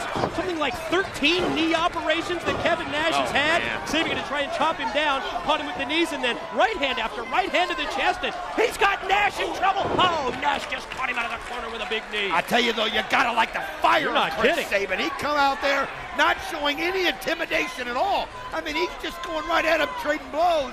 but you've got to watch it. When a guy's that big, the blows hurt a little more. They just hit a little harder because of the size, and Chris Sabin's got to go in, make his shots, and get out of there. Think about the finishing moves of these two wrestlers as Nash shoots him off into the ropes and Sabin slides through. That's exactly what he's got to do. Immediately gets to his feet, rifling off those right hands to the chest. Nash rocking, but stays on his feet. Look at the shortcut. Poked him right in the eyes. Well, the bottom line is that Nash needed the shortcut. He had to take the shortcut because Chris Sabin was bringing it to him. Boy, that's pretty obvious from the opening couple of minutes of this match. Sabin drops down, going to shoot Nash off, and attempted a roll-up, but Nash hooked the rope. The big man out of the corner, that's not a good look on his face, and Sabin got the legs extended, caught him with the drop kick. Nash rolls out to the floor. Oh, this is a chance right here for Chris Sabin as he's got Nash now backing away. Actually coming over here to the table. He knows what can happen. What is he? He's motioning for Alex Shelley to come from the back. In other words, Chris Sabin has come out here, Don, and right from the opening bell, he's taken it to Kevin Nash. Sabin's been in control other than the shortcuts used by Nash, and now Nash calling for Alex Shelley to come to ringside to help him out. Oh, again, that's just what Kevin Nash is all about there, making sure he's got backup because he can't do it on his own. Oh, and when Shelley outside with the distraction, that enables Nash to clock him from behind. Sabin never saw that one coming. Going to talk about the finishing moves of these two respective wrestlers. I mean, the jackknife powerbomb of Kevin Nash is one thing, but do you think there's any way possible Chris Sabin could be able to use that cradle shock against somebody who's 7 feet tall, 300 pounds? What's Shelley doing? Well, you saw right there as he put the boot to the neck of Sabin, you could see Alex Shelley, obviously, with the referee's back turned, removing the padding there on one of the turnbuckles. You talk about having strategy and a game plan in advance. Shelley coming out to ringside with wire cutters and then cutting off that cover, exposing the turnbuckle. And Sabin takes Nash, drives him stomach first into the middle, and then head first. He knocks Nash's head right into the turnbuckle, and Sabin goes up high. Oh, drop kicks him right to the ground. Cut him off that middle rope. Perfectly placed drop kick. Here's the pin. Shelley looks on. But Nash able to power out before 3. Are you kidding? Sabin just motioned for cradle shock. Look at that. He's going for it as he's trying to pick him up right here. He just doesn't know if he's got the strength for it. No. Just couldn't quite get it as Kevin Nash just not letting him get the leverage. Sabin off the ropes. Hooked again by Shelley from outside. How much help do you need, Nash? And the distraction allows Nash to get the big boot up right in the face of Chris Sabin. Kevin Nash has been talking about how he's going to come out here and take over the X Division. He's done absolutely nothing like that in this match. We're going to show you right here what we missed earlier in this. You can see Alex Shelley distracting, and that was the boot right there to the face of Chris Sabin. Oh, man, and now Kevin Nash using his strength and side his power. Slam. There he goes. Follow pin, still life left in Sabin, able to power out at 2 off the slide slam and pin attempt by Big Nash. Now, the only thing this has proved to me is that Kevin Nash still has to have help to beat somebody here in the X Division. As Chris Sabin giving a valiant effort right now. But right now, it's all about the size of Kevin Nash. Backbreaker across the knee. And now position Sabin. He's got him spread across the knee. And at the same time, he's got his hand wrapped right around the jaw of Sabin. Oh, Chris Sabin, though, showing some heart, fighting it off. And, oh, man, he's pulling his head one way, pulling the leg back the other way. Oh, Chris Sabin in trouble right there. And, oh, he just drops him to the mat. Yeah, pin attempt now by Nash. And another 2 count. But Kevin Nash has really proven nothing to me in this match. No. One-on-one against Chris Sabin. There's no question Sabin's been the better of the 2. Well, if it wasn't for the interference from Alex Shelley, he wouldn't be in this position right now. Well, you got that right. Into the corner. Nash with the knee. Right into the gut of Chris Sabin. And again, that time caught him right in the midsection. And it doesn't matter who you are at this point. If he's got you in a situation where he can use that size, he can use that strength, nobody's going to be able to overcome it, and Chris Sabin is in bad shape right now. Nash toying with him, fires Sabin off. Sabin, no. Thought he was going to try and mount some kind of a comeback here, but instead, Nash dropped him with the boot. Oh, Kevin Nash now, but with the help from Alex Shelley, has gotten the situation going back in his direction as Chris Sabin has got to find some way to get out of there and start using his speed to his advantage. Jackknife powerbomb, is that what's next? Oh, this could do it right here, Mike. Sabin fighting it off. He's trying with everything he's got. He took him down. And look at it, still bringing it. Pin. 1, 2. Almost. Sabin almost got the win. Nash looked like he was going to be on the verge of victory if he hit that jackknife powerbomb. Sabin back to the well again. He got him in the cradle. Look at that. Damn you. Grab the leg. Damn you, Pulled him Shelley. over. He got the 7-footer, the 300-pounder up with the cradle chop. But Shelley broke it up. Great drop kick right to the knee. That's how you bring down that giant. And here he decides he's going to take one quick suicide dive on Alex Shelley right through the table right here. As Chris Sabin had enough. He'd had enough of his former Team USA partner, and he had to take him out of the action. I anticipated just one handicap match tonight at Slammiversary, but that's what this has turned into. A second handicap match because it's 2 against Sabin, and look at the former X Division champ. He's in control here. Oh, he is. This is what he wanted, and he comes up the rope and clotheslines him right there. He's got Nash. Springboard This is 10, clothesline, 10. Oh, just barely gets the shoulder up. Damn, on the verge of victory was Sabin that time, but not able to put him away. Again, though, it's like Chris Sabin is in a handicap match, fighting 2-on-1, but I like what he did with that suicide dive. It was sending a message to Alex Shelley. Highest risk, up the top! Piner the guillotine, leg drop, a pin. 1, 2, oh! Barely got the shoulder up before the 3 count did Nash. Oh, so close, so you gotta wonder what's going through Kevin Nash's mind. He's talking about how a mediocre big man could win this match, and he has to have an X Division wrestler on his side to help him, and Sabin's showing that fire, Mike. Fight through it, Sabin. Oh, instead he gets crushed because Shelley came up and he landed down on that exposed corner where they pulled the turnbuckle off. You're right where they pulled the padding off, and you can see. Yeah, Shelley says, take advantage of what I just did. Nash, straps down. Circling Sabin. Oh, this just ticks you off when you see it at this point, giving the X Division sign. That's crap. And it's a situation where he would be pinned at this point if it wasn't for Alex Shelley. Jackknife powerbomb. Man.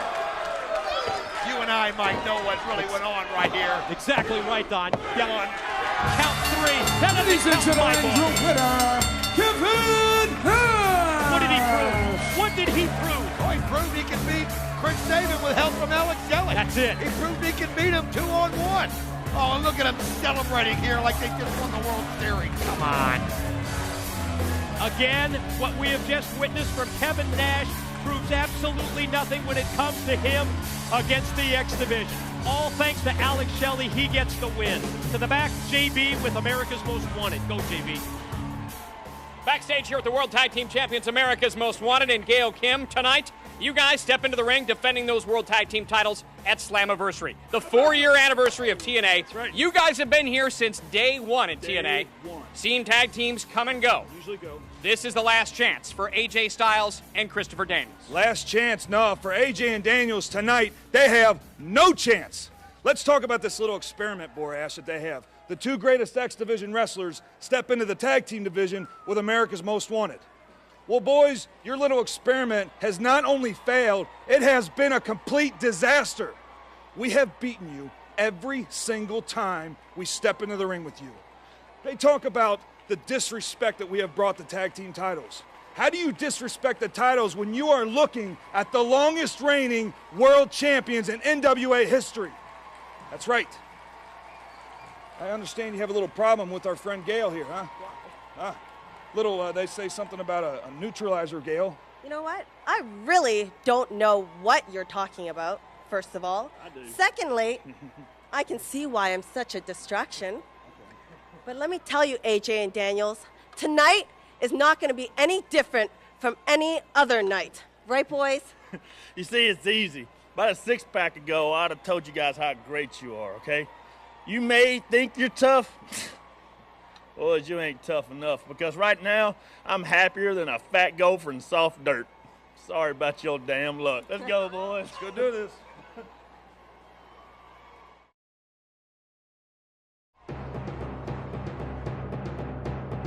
Look, no excuses, no justification, but you know you whittle away all the interference, all the distractions, all of Gail Kim. Something just bounced into the ring! Look at that! Gail Kim! And the better team isn't America's Most Wanted. It's AJ Styles and Christopher Daniels, and that's why we should get this title shot. I gave you opportunity. You lost 3 times. Harris has got that belly club. He's got that police baton, and he just hit AJ in the back of the head. Look, Larry. If you give us this match at Slammiversary, we'll not come to you again. Because after Slammiversary, we won't have to. Do you promise? Well, we have a way of neutralizing Gail Kim. So, I'll make that a guarantee. All right, it's a deal.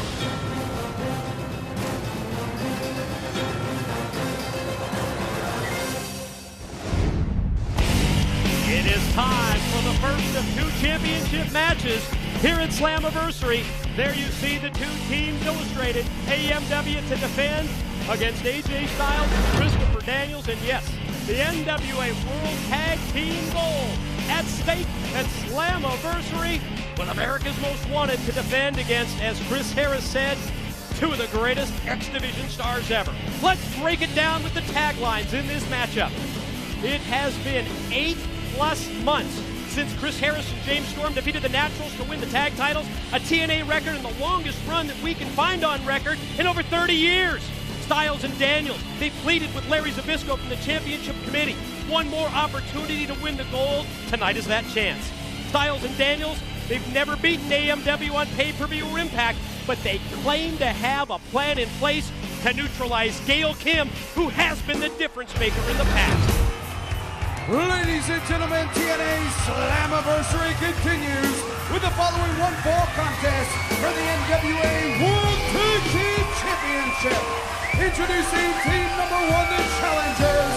First from Gainesville, Georgia, the phenomenal AJ Styles. And his tag team partner from the City of Angels, the fallen angel, Christopher Daniels. Don West, earlier today, I saw you talking with AJ Styles and the Fallen Angel, and I know that you had to ask them what the plan was that they have in store to neutralize Gail Kim. Get it out. Come clean. Don't backtrack with me now. I'll let you in a little secret a little bit later on. And their opponents, accompanied to the ring by Gail Kim, Wildcat Chris Harris, Cowboy James Storm, the NWA World Tag Team Champions, America's Most Wanted. I guess it's safe to say that the record books don't lie. We looked through the record books all the way back to, of course. What are you asking me? Wildcat just had Father's Day. Happy Father's Day, Wildcat's dad. All right, but that'll get you out of here. Oh, what's that? What? Keep your eye right there on. What's Storm doing? I don't know. It's like he's hiding something. Checking for something. Anyway, regroup and pick up your thoughts when it comes to the longest reigning tag team champions, a TNA record. And we went through the record books earlier today. All the way back to 75. Nobody has held the belts as long as they have 8 months and a week. Yes, they hold the gold. 8 months plus 1 week. America's Most Wanted, Storm and Harris, have held the gold. And tonight, it's at stake here at Slammiversary. Styles and Daniels, for whatever reason, AMW has really had their number. And I guess the biggest reason has been Gail Kim.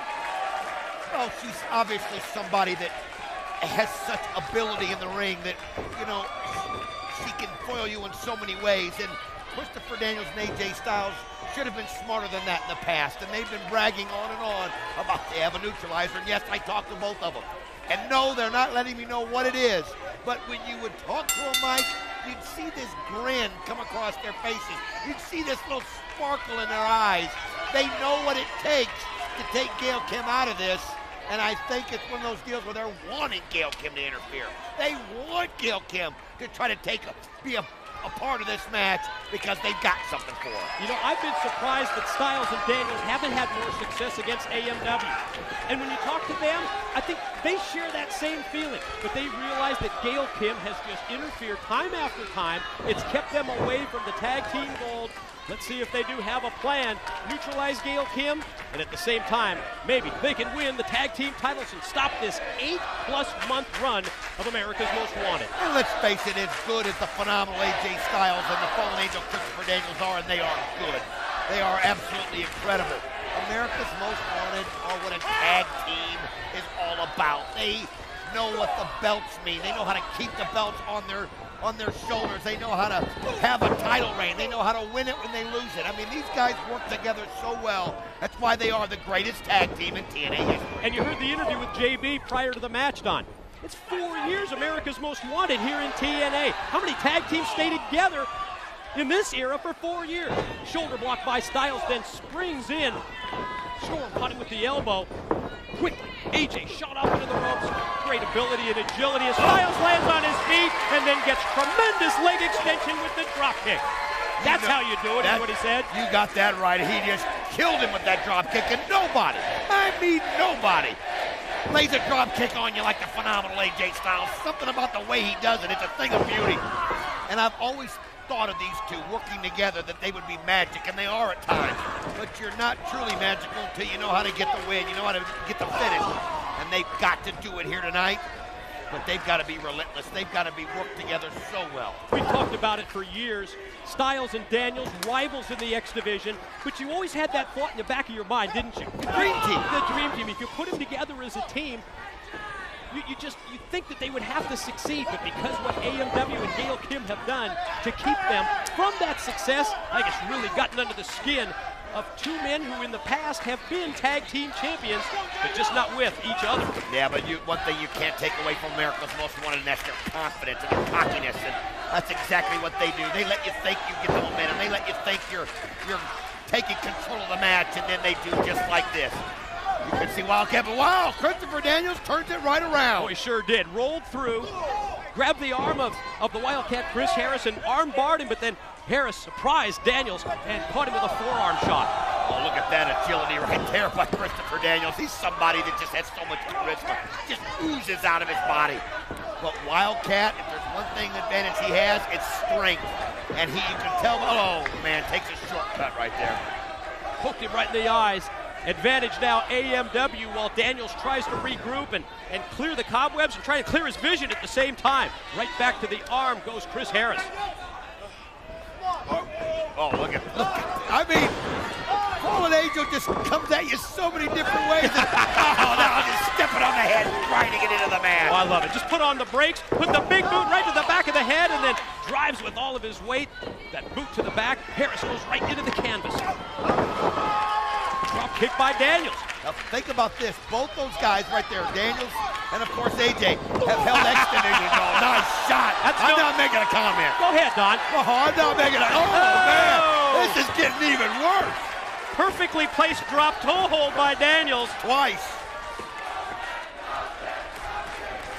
And AMW, well, Storm said outside. Storm going to try and skin the cat. He does skin it, but he thinks he's got AJ, and or Daniels, and he sends his own partner out. Yeah, skinned the cat back in, but you're right, he took his own man right out with him, and there you go, Storm.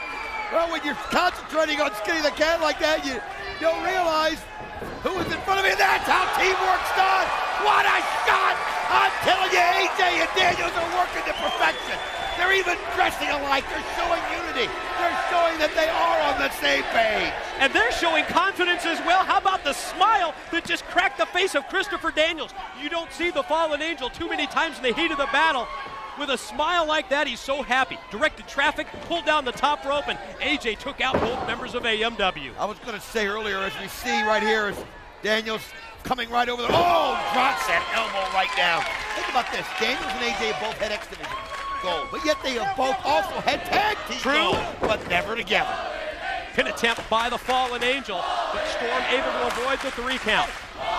They're chanting for the Fallen Angel, and he turns it over to the Phenomenal One. Oh, you see the possibilities of this team, and man, they are just doing it. Oh, one right after the other. The teamwork is right out of a page of AMW. Styles from outside took Storm and drove him right into the boots of Daniels and then went right for the pin, but not able to gain the 3 count. Forearm shot by AJ. Gonna bring Storm back out towards the middle of the ring and a scooping mid-ring slam. Airborne. Ooh, look at that knee drop. Man, I'm telling you, AMW has got to be wondering who they're facing tonight because it's not the same team they've seen in the past. And you can feel that, Mike. You had to feel it too when you saw them today. There was just something about the way their mannerisms. Their mannerisms. Oh, choke, hit him in the neck, man. That'll make him lose your breath. And dives right under. AJ just, but you talk about making decisions in the ring. Nobody does it better. Well, you're right. Impromptu move by Styles, sliding through the legs of Harris to avoid him, but he didn't see that one coming. Harris taking that top rope, pulling it down. As AJ went to spring back, instead he crashes and burns on the floor. And that's what they do. They bide their time, and they wait for their opportunity. And now you can see it's just become a fight. It's just become a brawl right here in front of us. Daniels to join the fray as well, so all 4 men are involved outside the ring. Oh, headbutt by Daniels to the Wildcat Chris Harrison. Rocks him with the right hand. Styles and Storm on the other side of the building fight it out, but Daniels getting the better of it there. Great elbow. Right in front of us. Gail Kim is now, if we get on the back of Daniels, you saw she came in and raked his back. Let's see, and then you see the fight going on there between Storm and AJ. Boy, tough to follow this action, isn't it? I feel sorry for the camera guys in there. We're trying to catch everything. But that was what, again, Gail Kim able to come in. And I didn't see any neutralizer there. I didn't either. What we talked about earlier, we broke it down in the taglines. The fact that she's been the difference maker in the previous meetings between these 2 teams. And look at this match. Momentum now totally in favor of AMW because of that. Oh, what a move by AJ. Just again being thrown towards. Oh, nice move by Storm. You got to give him credit. He saw AJ go up. He hit the feet, and look at AJ. Look at the pain. He's out of air. He's trying to catch his breath. I mean, he just landed right across that steel guardrail, and meanwhile, on the opposite side of the arena, the Wildcat Chris Harris, he just tossed Daniels into the safety rail on this side, back first. We're trying, folks. These guys are just going at it right after another. And now you see it here, they're throwing AJ into the ring where Wildcat Chris Harris is waiting for him. And pin, 2, shoulder up, even before the 2 count by AJ. A little nonchalant right there by the Wildcat. You don't do that with phenomenal AJ Styles. Crown winner you're talking about there. You're right. Only Triple Crown winner, World's Heavyweight Champion, the NWA title holder, as well as X Division champion and NWA tag title holder. Great clothesline by the southpaw. Left arm lariat by the Wildcat, but leads to just another 2 count. You saw right there what the Wildcat does. I mean, that time he wasn't nonchalant with it. He went and tried to wrap him up and get a quick pin. And you got to give him credit, he adapted, and this is what they do. They get it going their way, and Daniel's still not quite recovered since he got rammed into the rail there. It's what they do best. You see Gail Kim get involved. She's up on the apron to distract the referee. AMW to milk that 5 count that they have before the other man gets out of the ring. Storm drops down for the pin attempt on AJ. But AMW has turned this thing in their favor. They're cut off the ring. They go back to the tag team basics, and they remain in control. Oh, look at AJ. Nice kick, though, right to the leg, and but Storm follows it back and then levels it with another one. And then goes over and gives a shot to Daniels, who's still reeling. And they come right back for the pin. 2 count on AJ, who barely got the arm up.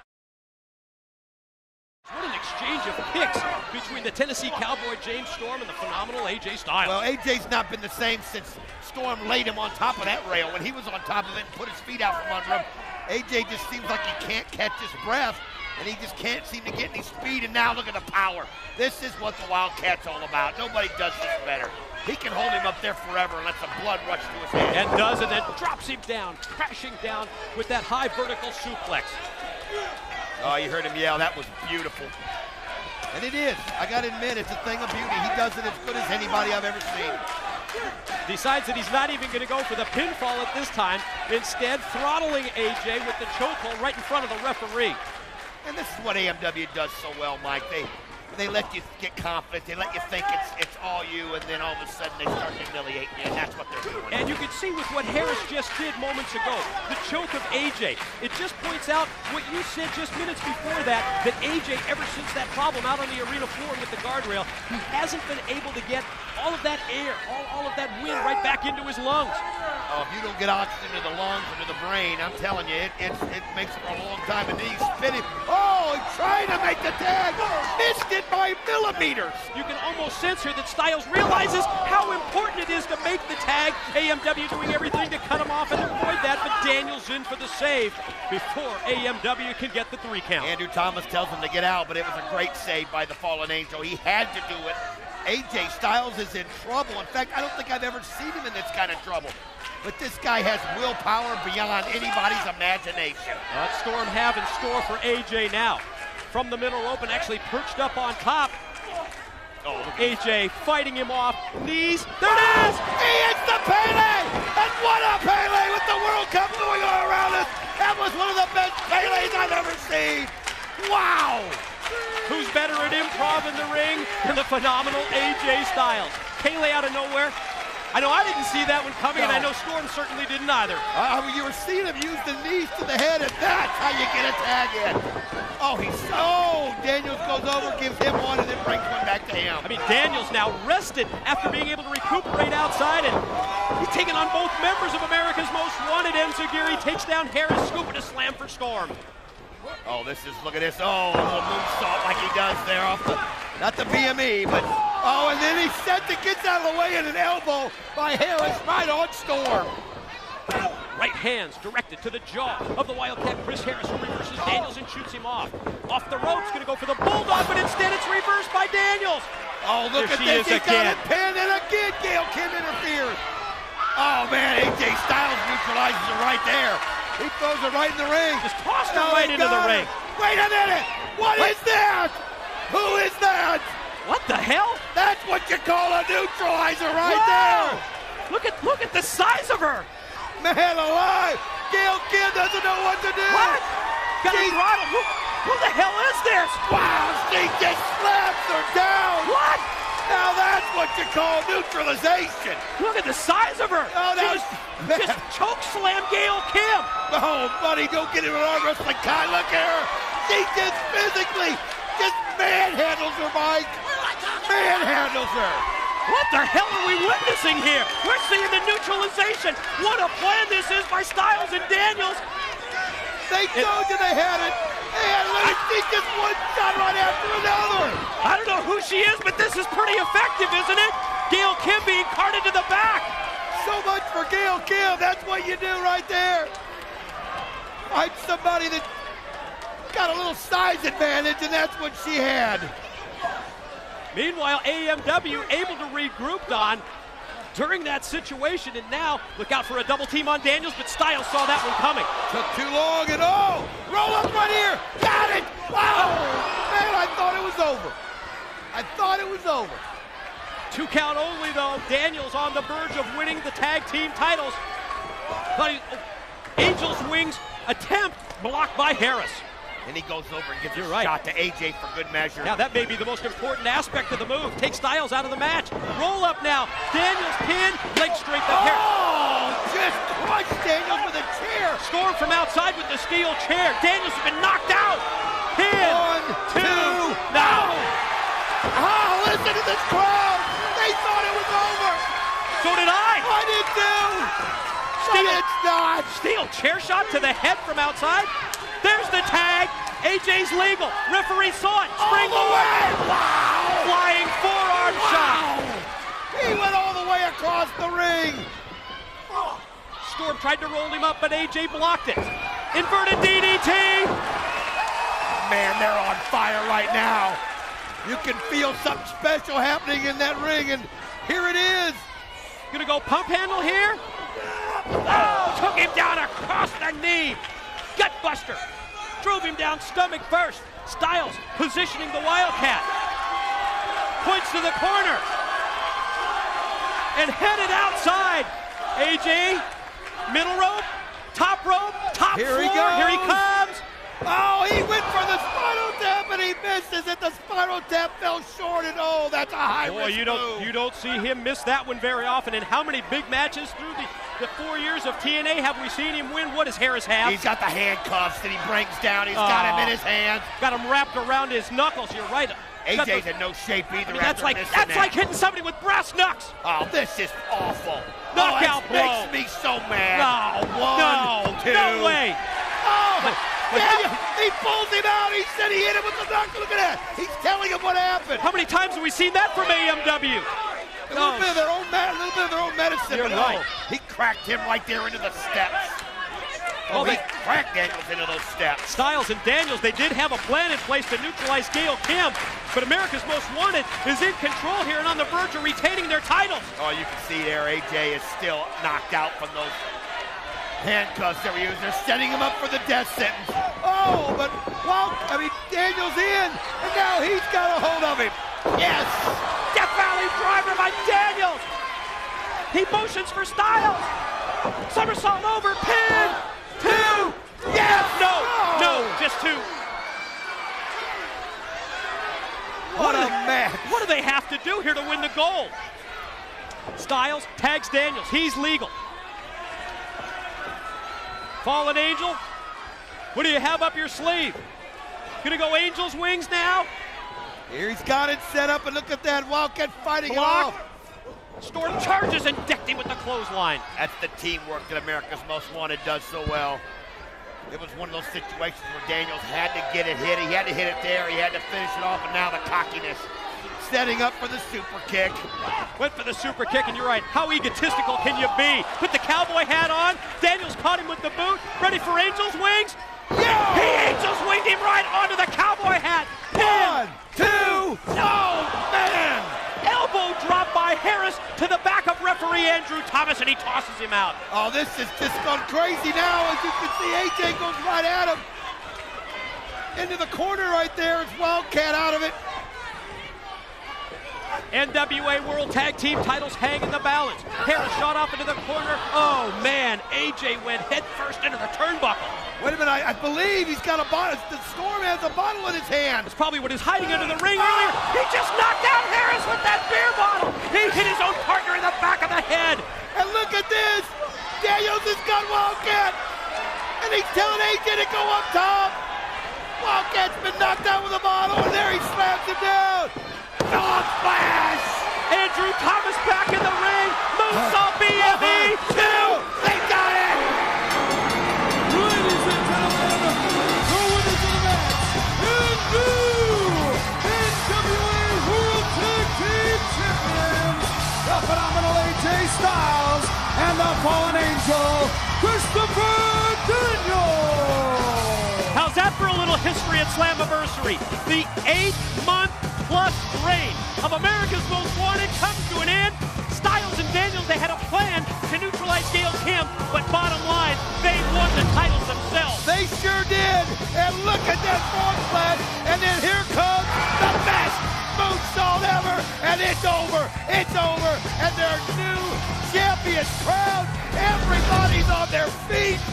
They did have the neutralizer, and America's Most Wanted is in shock. At least Storm is. I don't even think Wildcats come to yet. And look at them celebrating in the crowd. Join in the celebration. They're rocking the Impact Zone in Orlando, and you're celebrating at home as well because the phenomenal AJ Styles, the Fallen Angel Christopher Daniels have finally done it. They're the NWA World Tag Team Champs. Look at this, the crowd just loves it. Everybody's showing the adulation, and they deserve it. It was their last chance, but they were ready. And Wildcat's still out in the middle. It was the beer bottle that we've seen Storm hit so many people with. But AJ and Daniels saw it coming, and it ended up knocking his own partner, and that was that. They went to Larry Zbyszko from the championship committee. You're right, Don. They said, just give us one more shot. One more chance, one last opportunity, and they just cashed in the gold. New tag champs. Wow. We're celebrating here in the Impact Zone. We're going to send it to the back where JB's standing by with Sting. 5 men will compete later on tonight. in the King of the Mountain match for the World Heavyweight Championship. A lot of questions being raised here backstage as to the true motives of the combatants involved, namely my guest at this time. Sting, your first chance at Heavyweight Championship gold here in TNA. Slammiversary, Orlando, Florida. It's good to be in the house. And it's good to be wrestling for the world title in the very first King of the Mountain match. Everybody has their own strategy, everybody has their own game plan, and I got mine too. After 20 years of wrestling, I can multitask. The Stinger can multitask. Number one, just so it's clear to everybody, if I get a chance to get the world title, I'm gonna take it, Christian. Don't let your mouth override your rear end, Christian Cage.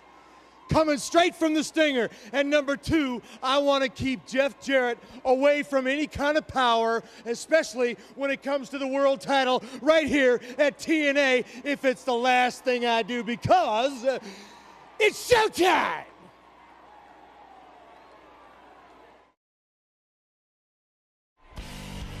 It has been an awesome 4 years in TNA. Let's sit back, let's enjoy, let's relive the greatest moments in TNA history. Tonight, a very special evening. It's an evening that revolves around history. History is made on the first ever NWA TNA pay-per-view event. Toby Keith just suplexed Jeff Jarrett.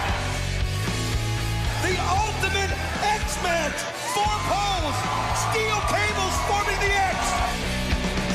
I'm holding on to everything they want to take away. I'm standing strong against the grain, against the winds they say. I'm falling from the way of man and calling there to stay. I'm letting go of me, 'cause greater is He that lives within me. I'm a fighter, strong and brave. Won't you run with me? I'm pursuing a life of faith, 'cause I believe. You gotta be kidding me! Stranded, no strength to breathe. I can't walk away, no reason to be afraid. Gotta take a stand and be the man that I'm supposed to be. I'm a fighter, strong and brave. Won't you run with me? I'm pursuing a life of faith, 'cause I believe. I told you that Hulk Hogan tried to come to TNA, but I took TNA to Hogan.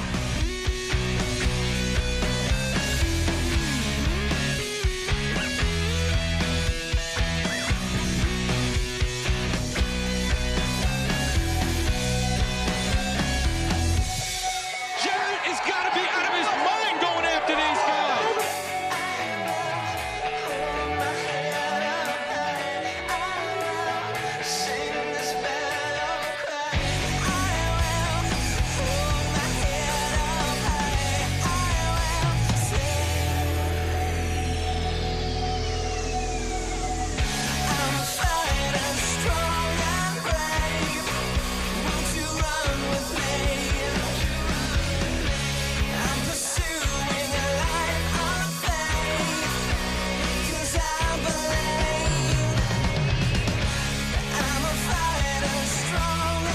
TNA kicks it off the debut of Impact on Spike TV. Think about the journey that we've come through, Mike. I mean, going on 4 years, and this is the chance right now for America to see what everybody's been talking about, the phenomenal athlete in TNA wrestling.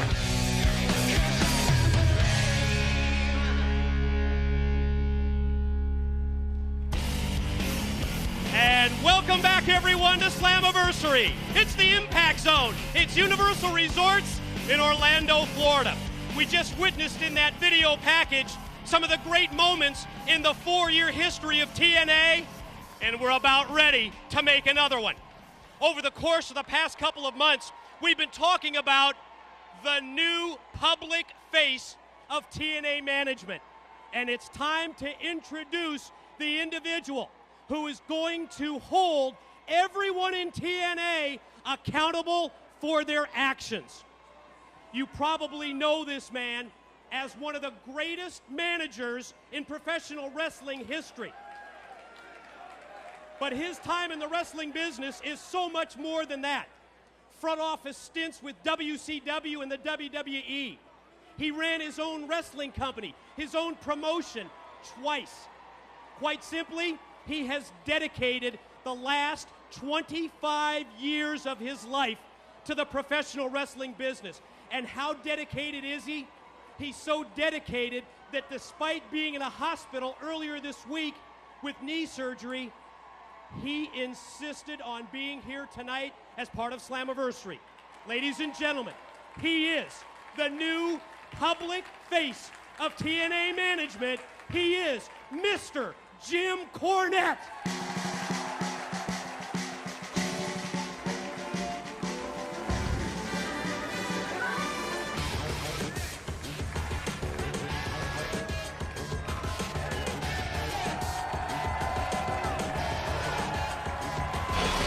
And here he comes.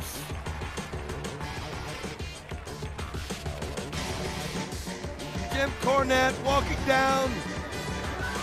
Just had the knee surgery. Had the cane with him, was spinning it around. But he wants to walk into that ring on his own 2 feet. That shows you the kind of guy he is. This is the guy that will get things done here at TNA. Not afraid of anybody. A man that will make sure it's his way or the highway. I don't need no stinking canes. Finally, Jim Cornette has come back to pay-per-view. Actually, I always wanted to say that, and I figured this was the time. You know, I just saw a match in the ring, and I know better than anybody else when I tell you that's what tag team wrestling is all about. Amen. I'm here tonight for a very specific reason, but first, I got to give you a little background. You see, the fact of the matter is that TNA is the new face of professional wrestling, and it's about time, because I'm sick and tired of looking at the old one.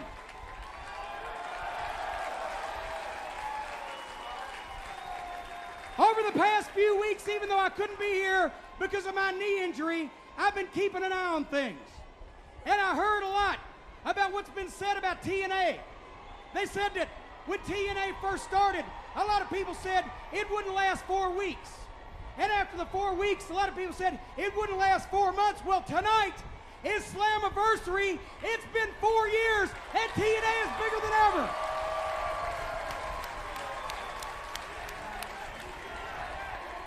There's Larry Zbyszko from the Championship Committee. You know he can't be happy about the announcement that Jim Cornette is the new public face of TNA management. But these 4 years have not been without problems, not without obstacles, not without growing pains. Because you see, TNA is owned by a major corporation, one of the most successful of its kind in the country. But when they entered this project, they had no wrestling knowledge. So what they did was they went and they hired experts. They hired guys with experience in wrestling. But those people, unfortunately, brought with them personal agendas, personal vendettas, grudges, conflicts, politics, nepotism, favoritism. They've been on the take, and it's caused TNA not to accomplish everything that this promotion can. So therefore, that's why I'm here. Because what does any major corporation do when they've been the victim of malfeasance? Well, they go to the state pen and they get one of these guys that are doing 2 to 5 years for white-collar crime because they know how it's done, and they hire that guy to protect themselves so it doesn't happen again. Well, Jim Cornette, I may be controversial. I may not, if you'll indulge me, be politically correct. But at the same time, I get results. I've worked in management for every major wrestling promotion in this country. I know the tricks, brother. And I have come here at the request of TNA management not to be on the TNA payroll, but to oversee the operations of this wrestling company for you, the fans.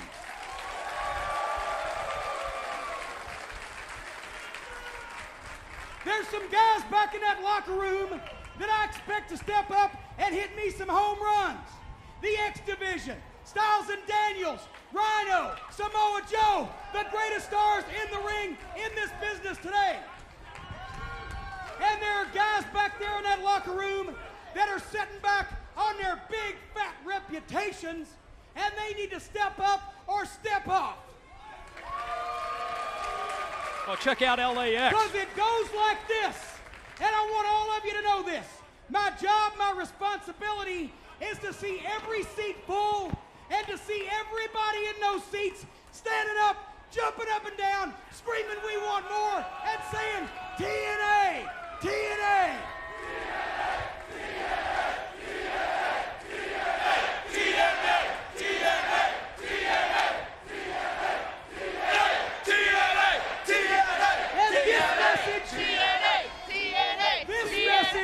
Is for everybody in the locker room. Give me a shot, Mr. Cameraman. TNA personnel, wrestlers, referees, announcers, managers, cameramen, whoever. We got 3 goals here, pals. I want people who can have great matches. I want people who can sell pay-per-views. And I want people who can draw ratings. Now, if I see that you can accomplish one of those 3 goals, you're on Jim Cornette's good side. But if you can't, then you need to explore other employment opportunities. Because I promise you this, you think that I don't have the pull or the authority to stand here and talk like this with bass in my voice? Management's on my side. If it comes down to me or you, you ain't gonna make it. So, it goes like this. For the fans, we want what's best, because that's what's best for business. TNA will be the new face of wrestling. The new face of TNA will be success.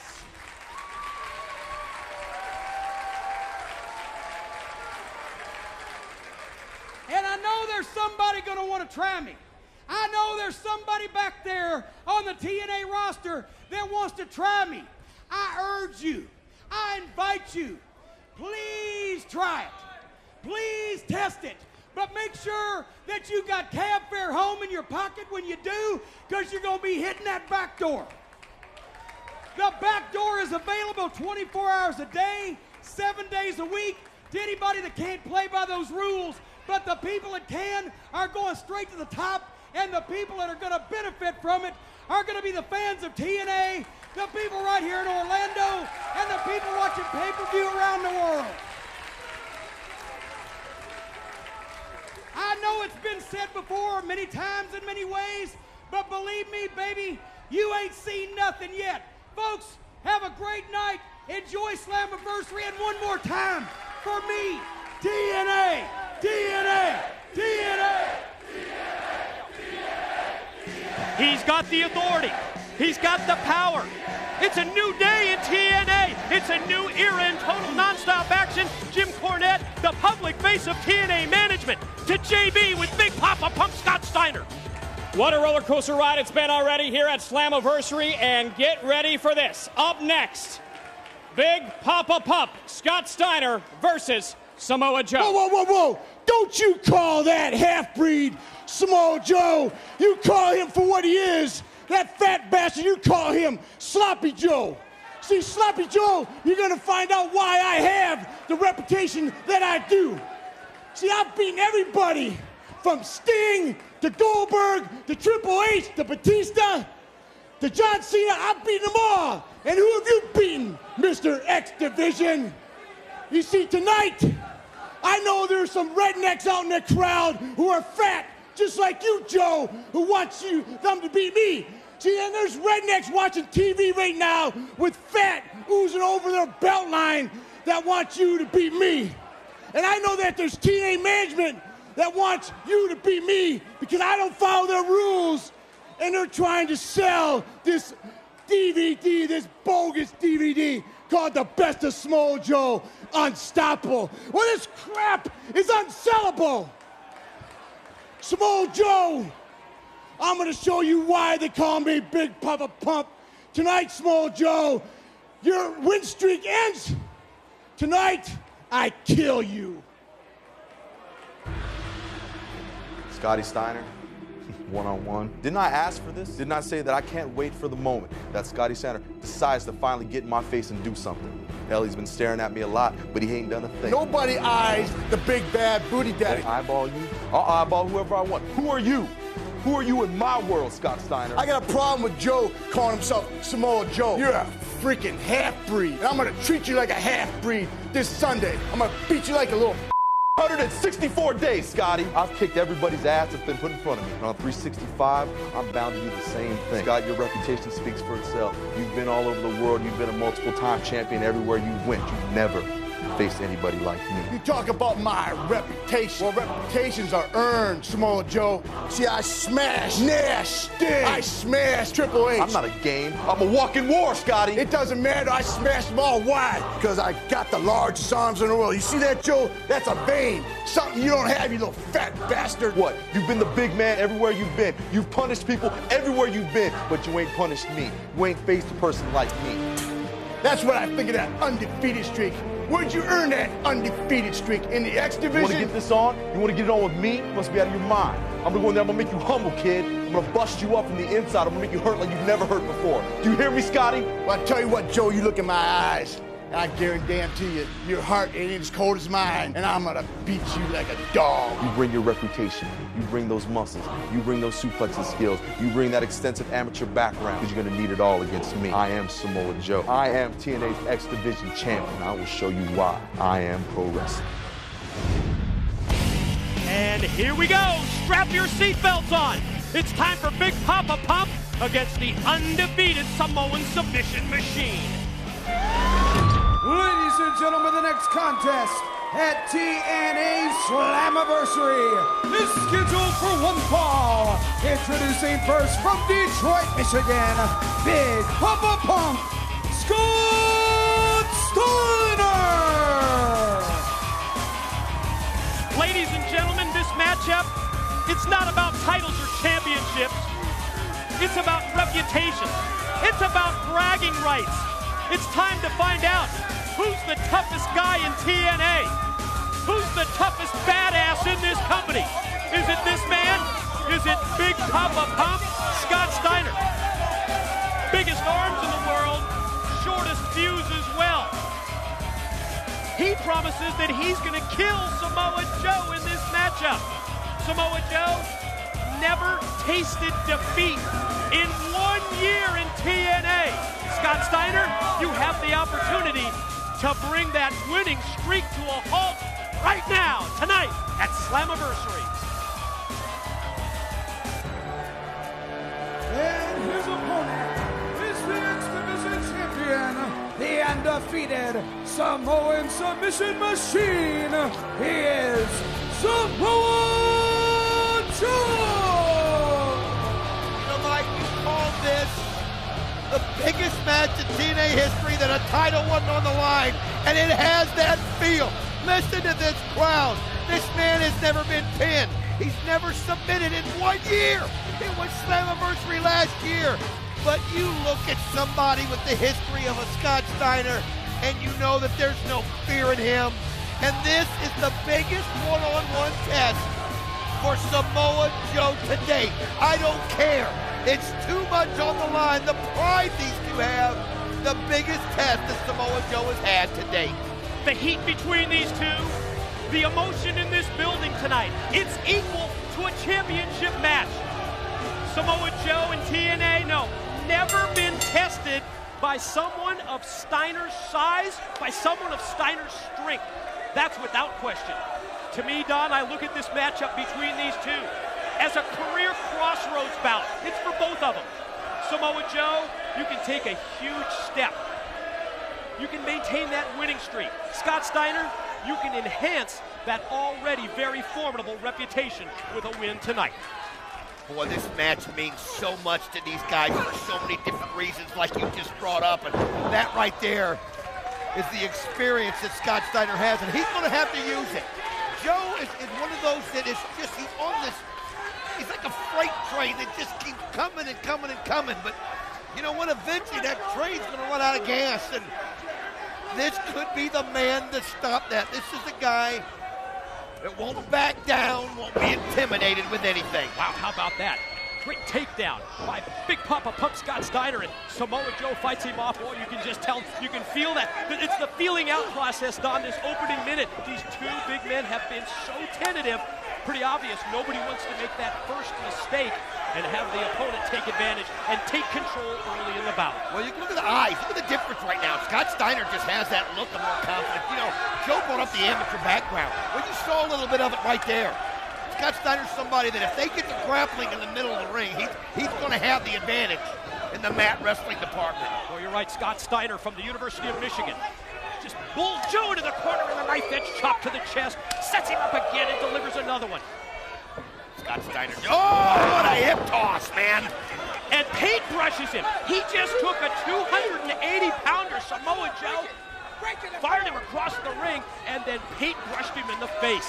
You know how many? That's the ultimate dishonor right there, and you can see. Look at Joe Boyle. No, he's got a. It's a different look to me. How many times have we had a build-up between two great competitors, like in a boxing ring, and all of a sudden it just was so one-sided? You were blown away. I hope that doesn't happen here. They go. And they start brawling. The two big bulls going right at it. Exchange. Samoa Joe getting the better of it. Look at those kicks. Stiff, lethal kicks and knees, and there's a chop to the back and a kick to the chest. Joe off the ropes, up in the air, drops down at the knee. That's the Samoa Joe that we've seen here in the last year. A man has never lost a one-on-one matchup ever in TNA. We talked about the emotion between these two, the emotion here in the building. Oh my God! Scott Steiner just took him overhead with the release suplex. Wow! What strength Scott Steiner showed! And then he comes off the ropes there and gives him a little boot of his own. And again, Steiner with the vicious kick right to the chest. Wow, Samoa Joe with that flurry looked like he was going to take control, but damn, Scott Steiner turned it right back around in his favor. Oh, look at this, just putting that neck to the ropes there. Scott Steiner doing the little things right now. He knows that Joe's going to have his flurries.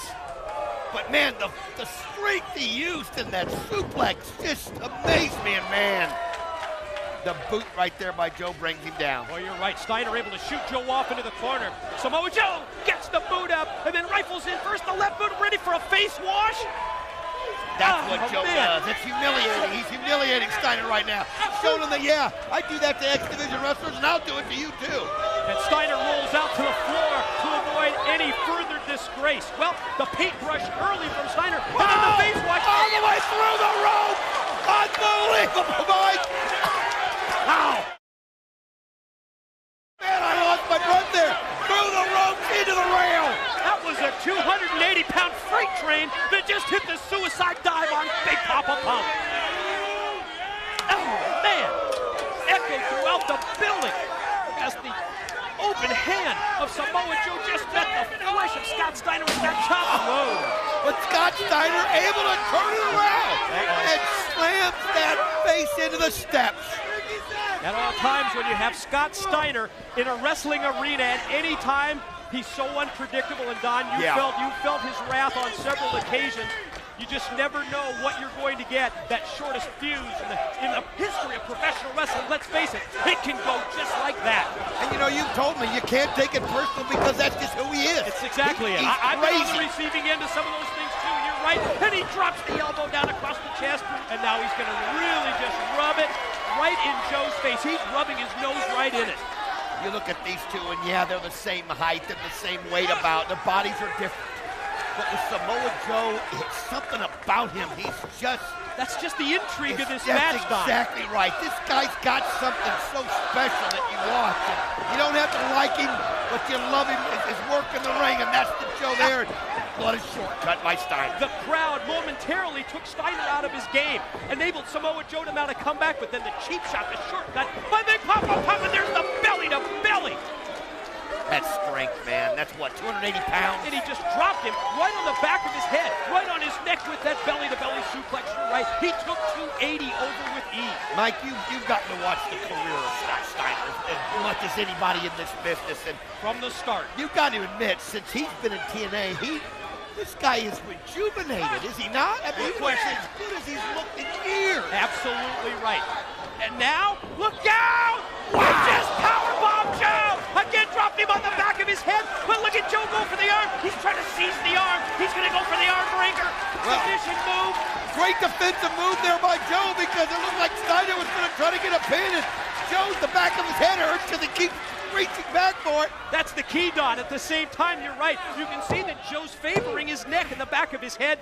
Can you blame him? He just got powerbombed and suplexed right on top of his head twice. That's example of the two powers there. Both of them one trying to get the other to submit, and the other one trying to pin the other one all at the same time. Oh, and a great close-up look. You see the look on the face of Big Papa Pump Scott Steiner trying to fight through the pain of the submission hold applied by Samoa Joe. And I don't care who you are. That'll take the breath out of you. That'll take the fight out of you. And look at Joe. He knows it.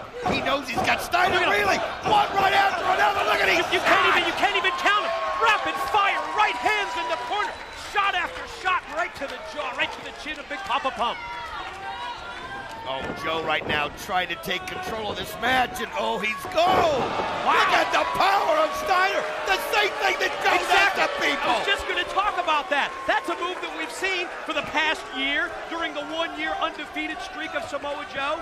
He just overpowers the man and just drives him right down to the mat. Steiner just gave him a little taste of his own medicine. Trying to throw him through the ropes to the floor, but Joe stops it, and then Joe can't stay there, and Steiner knocks him down. Oh, you're right. Steiner saw that Joe had landed on the apron, caught him with that forearm shot. They're going to take it out to the streets here. Sends him first through the guardrail. Look out. Look out. Oh, no. You never know Coming what's his going to happen. Oh, a knee right there to the face of Joe by Steiner, and he's looking for something to plant his head on. They took him right into the wall. Fortunately, took him wide of the broadcast position, and then drove Samoa Joe directly into the wall right here in the building. Scott Steiner is he's a force right now. Some guy trying to get out of the way. I don't know, you saw that. I don't think we saw that. Scott Steiner just smacked him and grabbed the chair. One of the fans around here. Oh, you never know, Don. Look out! Steel chair. Referee Rudy Charles, the senior official. He just gets tossed aside. But look at Joe fight back, knock the chair momentarily down. Steiner hanging on to it. Joe going to try and take it away. Oh, what a smash! Joe just smashed the chair right to his face. Steiner gets away, and he's got the chair. Then Joe went for the clothesline and caught nothing but that steel post, and Steiner just took him back first and rammed him right against the side of the ring. Oh, and that knocks your breath out of you. And look at this, we've seen him in this spot. Oh, God! Oh, God! I just had flashbacks, Don. I was thinking of Scott Steiner, what he did to Andy Douglas, what he did to Norman Smiley, so reminiscent. According to referee Rudy Charles, he will give both wrestlers a 10 count. If they're both not back in the ring, this match will be a double count out. Now Rudy Charles says we're going to get this thing back inside the six-sided ring. They're not too happy here in the Impact Zone about that ruling. Keep your eyes on the count here. I think he's up to 3. Steiner, another chair shot. First one was to the head. That one was to the head and the back. We're at 5. I mean, if Joe... Oh, there he goes. Steiner's in. Yeah, he's but Joe's still out. Oh, man, Joe's taking some shots here. He's got to figure out a way. He's at 7. Keep your eyes on the ref. He's at 8. He's not going to make it. 9. He's at 9. Joe's got to get in the ring, avoid the count out, and he won't. At the last second. That is sheer willpower. Yeah, but after being beaten to death out here on the floor with a steel chair, Samoa Joe is reeling, and Scott Steiner, he can just sense it right now. Oh, look at Joe fight back with those open hand palm thrusts. But Steiner cut him off. Inverted atomic drop by Samoa Joe. Joe off the ropes and took him down with that big boot. What a shot right there, then he nails him with the back. Dropped down with the senton splash on Steiner. both men. Back up, whoa! And he cut him off. Steiner almost back up to his feet. Joe caught him with the boot, but Steiner right back on it, shoots him into the corner. Oh, there's the power of Joe! That's what we were talking about, the same thing Steiner did to him, and look at the look on Steiner's face. Disbelief that someone can manhandle him like that. You're right, Don. A little turnabout, fair play there for Samoa Joe. Able to connect on the similar move that Steiner caught him with earlier. Joe floats over, takes him up. Powered him down. He got him. 1, 2, no! Steiner's not going to let it happen. It's a great power move, but you don't have your body, you don't have your weight positioned properly on him for a pin at that time, and unless you knock him out and drive the back of his head to the canvas, you enable your opponent to get that shoulder raised. That's exactly what happened. Steiner avoided the 3 count. Samoa Joe still in control off the ropes. Oh, you could see it. Looks like Scott Steiner just seems to be trying to, whoa! Didn't move him with the clothesline, then both men go for the lariat, both connect. Steiner blocked it that time. Steiner off the ropes now. Look at Joe. There it is! He's got it right here! Rear naked choke. The Kakita clutch, it's locked in. It's the submission move that's gained him so many victories in the past year. Oh, it's not going to tap out here. Look at this. You can see referee Rudy Charles looking for it. Steiner holding on with everything, Mike. Look at that look. That tells it all. Don, over the course of the past 12 months, how many opponents have we seen that have fallen victim to this Kakita clutch? He's got that rear naked choke. Every one of them, Mike, that got in the Kakita clutch. Every one of them. Steiner, he's still in it. And he gets out. I don't believe this. He's trying to fight to his feet. Momentarily rolled out of it, but Joe reapplies. The choke is set, but look at this. Steiner's up to a vertical base and then backed him in the corner to break it up. Well, just momentarily, there it is. Clock back on again. He's got him. Oh, nice headbutt. Backwards headbutt, it looked like. I think that was a low blow. Oh, yeah, he caught him with the the backwards kick there, Mike. Oh, man. Anything that it takes in Scott Steiner's mind to avoid the loss. Look at that! Oh, right on his head. Again. Right on his head. Oh, my gosh, that might be it. He took him in the half Nelson. Oh, no, he Joe's took him out. overhead, and for the 3rd time, he dropped him right on his head, right across his back of his neck. Oh, no, look at Joe. He's out. Joe's done. He's out. He caught him right in the head. I just saw Rudy Charles mess with his arm. There's nothing to him. What if Steiner puts on the recliner here? He's going to position him for the move. He's got it hooked on. This could be the end of the winning streak. Oh, that's it right here. 12 months in the making. An entire year. Samoa Joe never defeated. Steiner's got the recliner on. Look at Joe. I've never seen a lifeless body on Samoa Joe ever. And there it is. His arm just dropped like a stone, and now he's reaching up. He's trying. Referee made the count, but only 2. Watch Joe fight through this. I don't believe this. Joe, look at this. He's got Steiner up on his shoulders. Where are you going to take him? Oh, man, right on top of the rope. And look at this. He power slams him. Slam. 2, 3. Got it. Ladies and gentlemen, your winner and still undefeated Samoan submission machine, Samoa Joe. He did it. The streak remains intact. Samoa Joe, the 1-year run continues. And Don, we talked about how big this matchup was. Look at these guys, Mike. Look at them. It was a reputation maker for Samoa Joe, and both men, they're just spent. Oh, they are spent. You see Joe up there leading up, showing his, but I'm there. Look at he can hardly stand. Joe can hardly stand. What a valiant effort. What a power slam.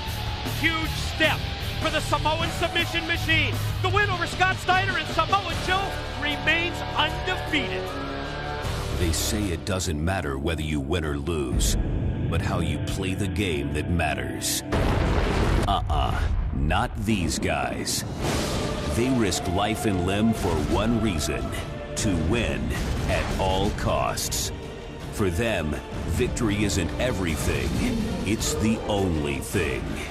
TNA Wrestling presents Victory Road, live Sunday, July 16th on pay-per-view.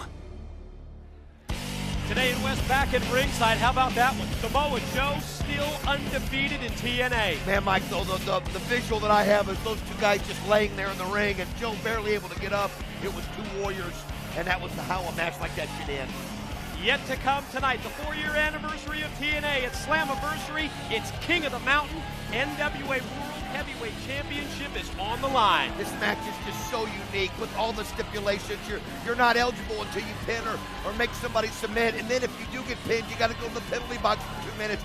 And then you've got to climb the ladder and hang the belt. It's one of those unbelievable, unique matches that you only see in TNA.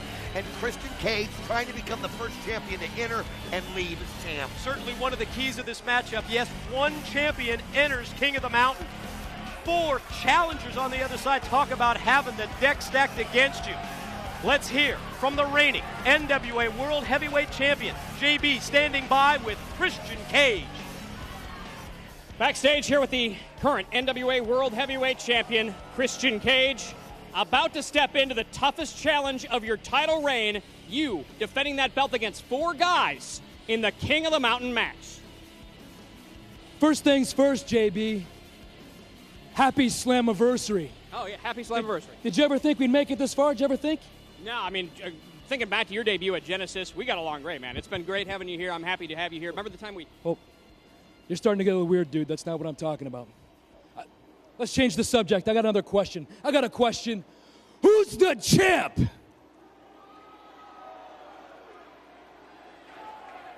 I'm still talking to you, bitch. Who's the champ? Oh, you're the champ.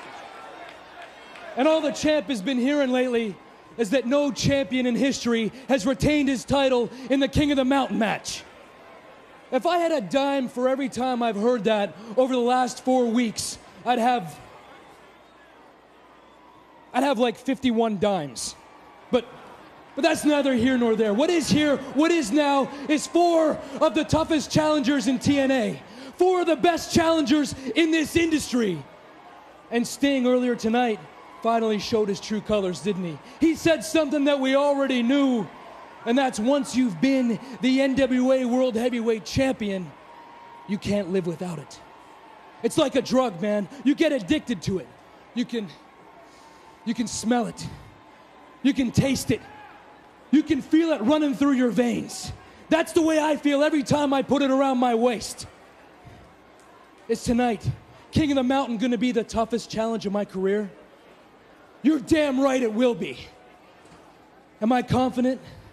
You can bet your sweet little asses that I am. You see, Jeff Jarrett likes to run around here and talk about how he took TNA from a little seed and built it into what it is today. Well, Jeffy boy, I got a news flash for you. Ever since Christian Cage stepped foot in a TNA ring, TNA became my property. It's like this. You show me 4 of the greatest challengers. You show me the young, hungry, and talented Ron Killings. You show me the monster Abyss. You show me Jeff Jarrett, and you show me the legend Sting. And I'll show you Christian Cage. I'll show you the man who's gonna walk out of King of the Mountain doing what no man's done yet. The reigning and defending NWA World Heavyweight Champion. Why? Because that's...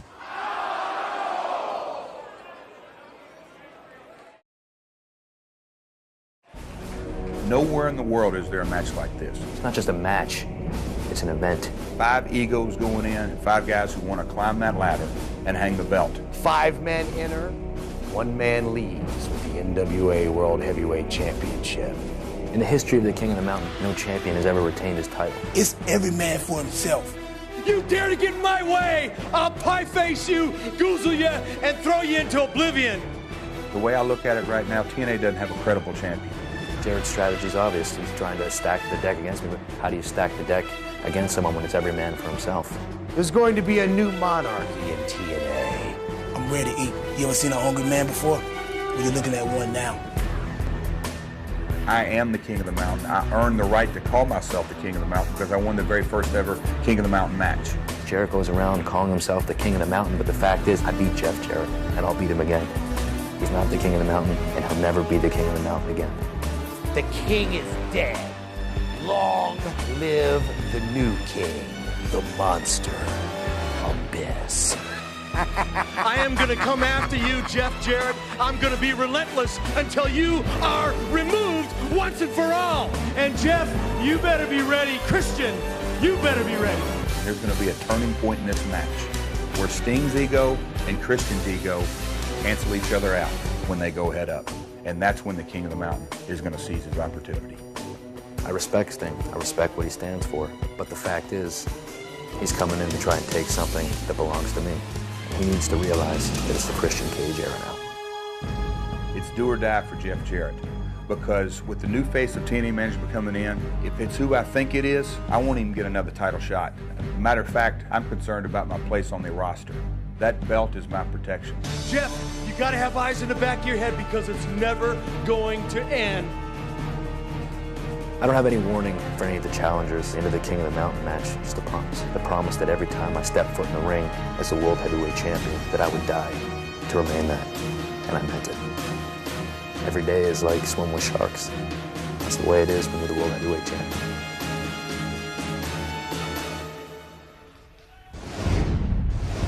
Time for the main event at Slammiversary. You see the champion in the middle, Christian Cage, flanked by the 4 challengers. Sting, The Truth, King of the Mountain, Jeff Jarrett, yes, and the Monster Abyss.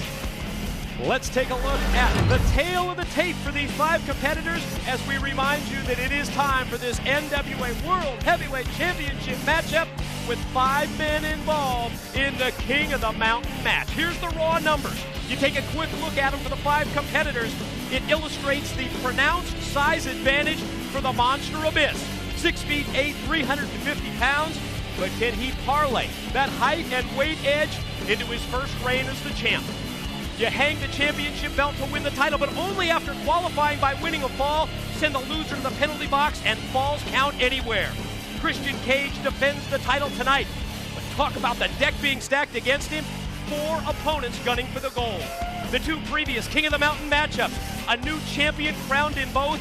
Tonight at Slammiversary, can Christian rewrite the books, become the first to walk in with the belt, and the first to leave as the title holder?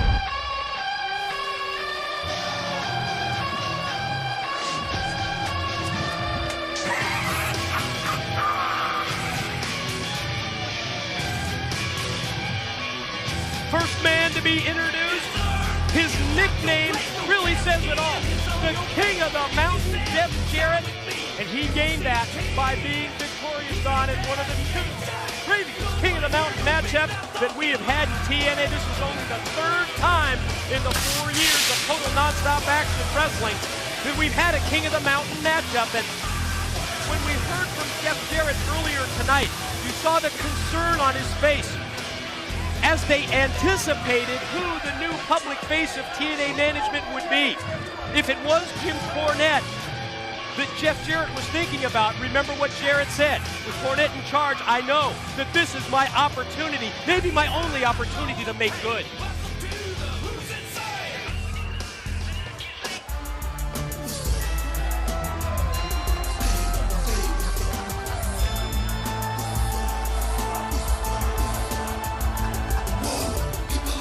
Mike is the man right here that held that belt 2 times. A man that people I think have forgotten about here as of late about his place in the World Championship picture. But if all the guys that are going to be in this ring here for King of the Mountain, there's some major names. That man right there is the most agile and the most athletic, and he's going to have to use both of those things to win that belt.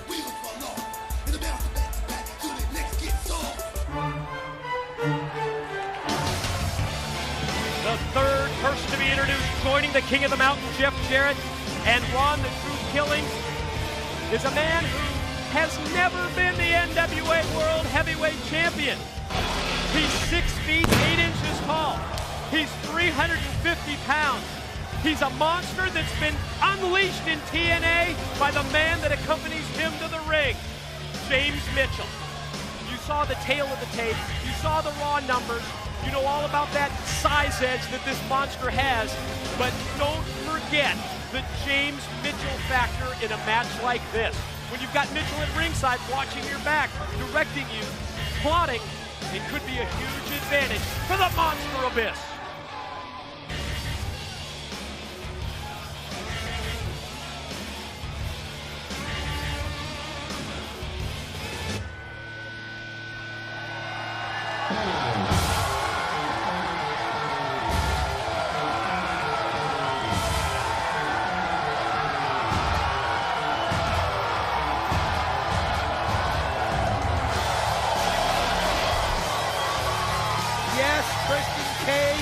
the champion, but when it comes to popularity, it's hard to argue with the way the fans feel here in the Impact Zone about this man.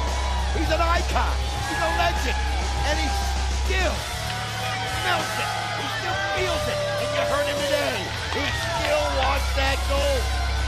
I think he's going to be a major factor here in the King of the Mountain. I've been so intrigued by the dynamic between Sting and Christian Cage. Sting has told the world he wants to be in the King of the Mountain for bottom line one reason. That man, Jeff Jarrett, eliminate the cancer from TNA. Do not allow Jeff Jarrett to be NWA champ.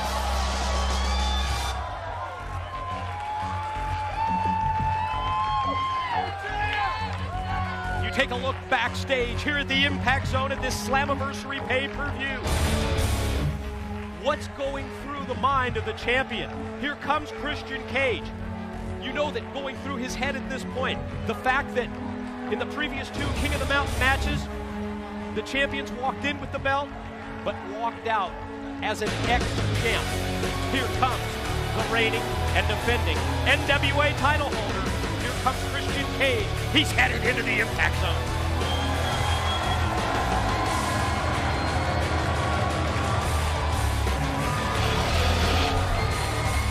You know, this guy has been such a popular champion. He's been somebody that TNA needed, and he came at the right time. And he's been a great champion. You think of the great battles that he's had with the Monster Abyss. You think of the lockdown, the different matches, but this is his biggest test to date. Never before has he had to defend that belt with the likes of what he has to now.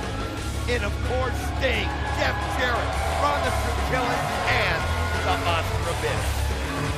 And never before has Christian Cage been involved in a match like this. The King of the Mountain bout where, yes, his NWA World Heavyweight Championship is on the line with 4 other individuals going to do everything within their power. There you look at Sting to win that title. Jeremy Borash is in the ring. Larry Zbyszko from the championship committee as well. Referee Earl Hebner positioned in place. You can sure feel the tension in the building, can't you, here at Slammiversary? This is what it's all about right here. Time for our main event at the Slammiversary pay-per-view. The 4-year anniversary. Jeremy Borash waiting in the ring with the introductions. JB, take it away. Ladies and gentlemen, the following contest is your Slammiversary main event and is a King of the Mountain match for the heavyweight championship of the world. When the bell rings, the holder of the belt and keeper of the cage, championship committee member Larry Zbyszko, and your official is Earl Hebner. And now, ladies and gentlemen, introducing your 5 combatants. First of all, coming to us from Charlotte, North Carolina. He weighed in this morning at 230 pounds and is a 2-time heavyweight champion of the world. This is Ron the Truth Kelly.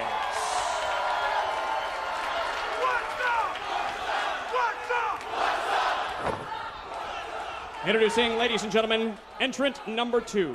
He's accompanied to the ring by James Mitchell. Standing 6'8" and weighing in excess of 350 pounds, this is the Monster Abyss.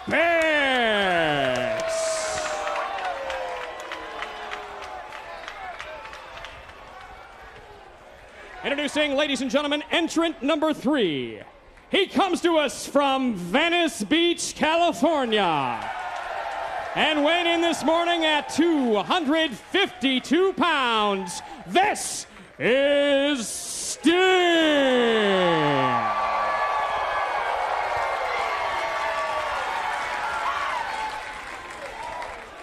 Entrant number 4, standing to my right. He weighed in this morning at 238 pounds and comes to us from the Music City, Nashville, Tennessee. He is the self-proclaimed King of the Mountain, Jeff Jarrett.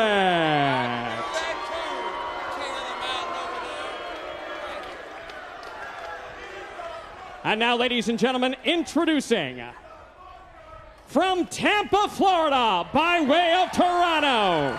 He weighed in this morning at 230 pounds and is the current reigning and defending heavyweight champion of the world, Christian Cage.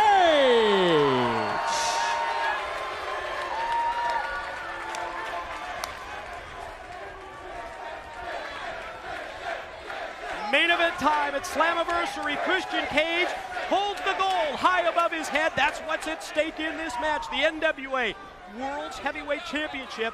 And again, keep in mind, you hang the championship belt to win the title. And here we go, right even before the opening bell. But only after qualifying by winning a fall in the match, you send the loser of the fall to the penalty box for 2 minutes and turn them loose, because falls count anywhere. And that's what you're going to have in a match like this. Falls have got to count anywhere, because this ring isn't big enough for these 5 superstars.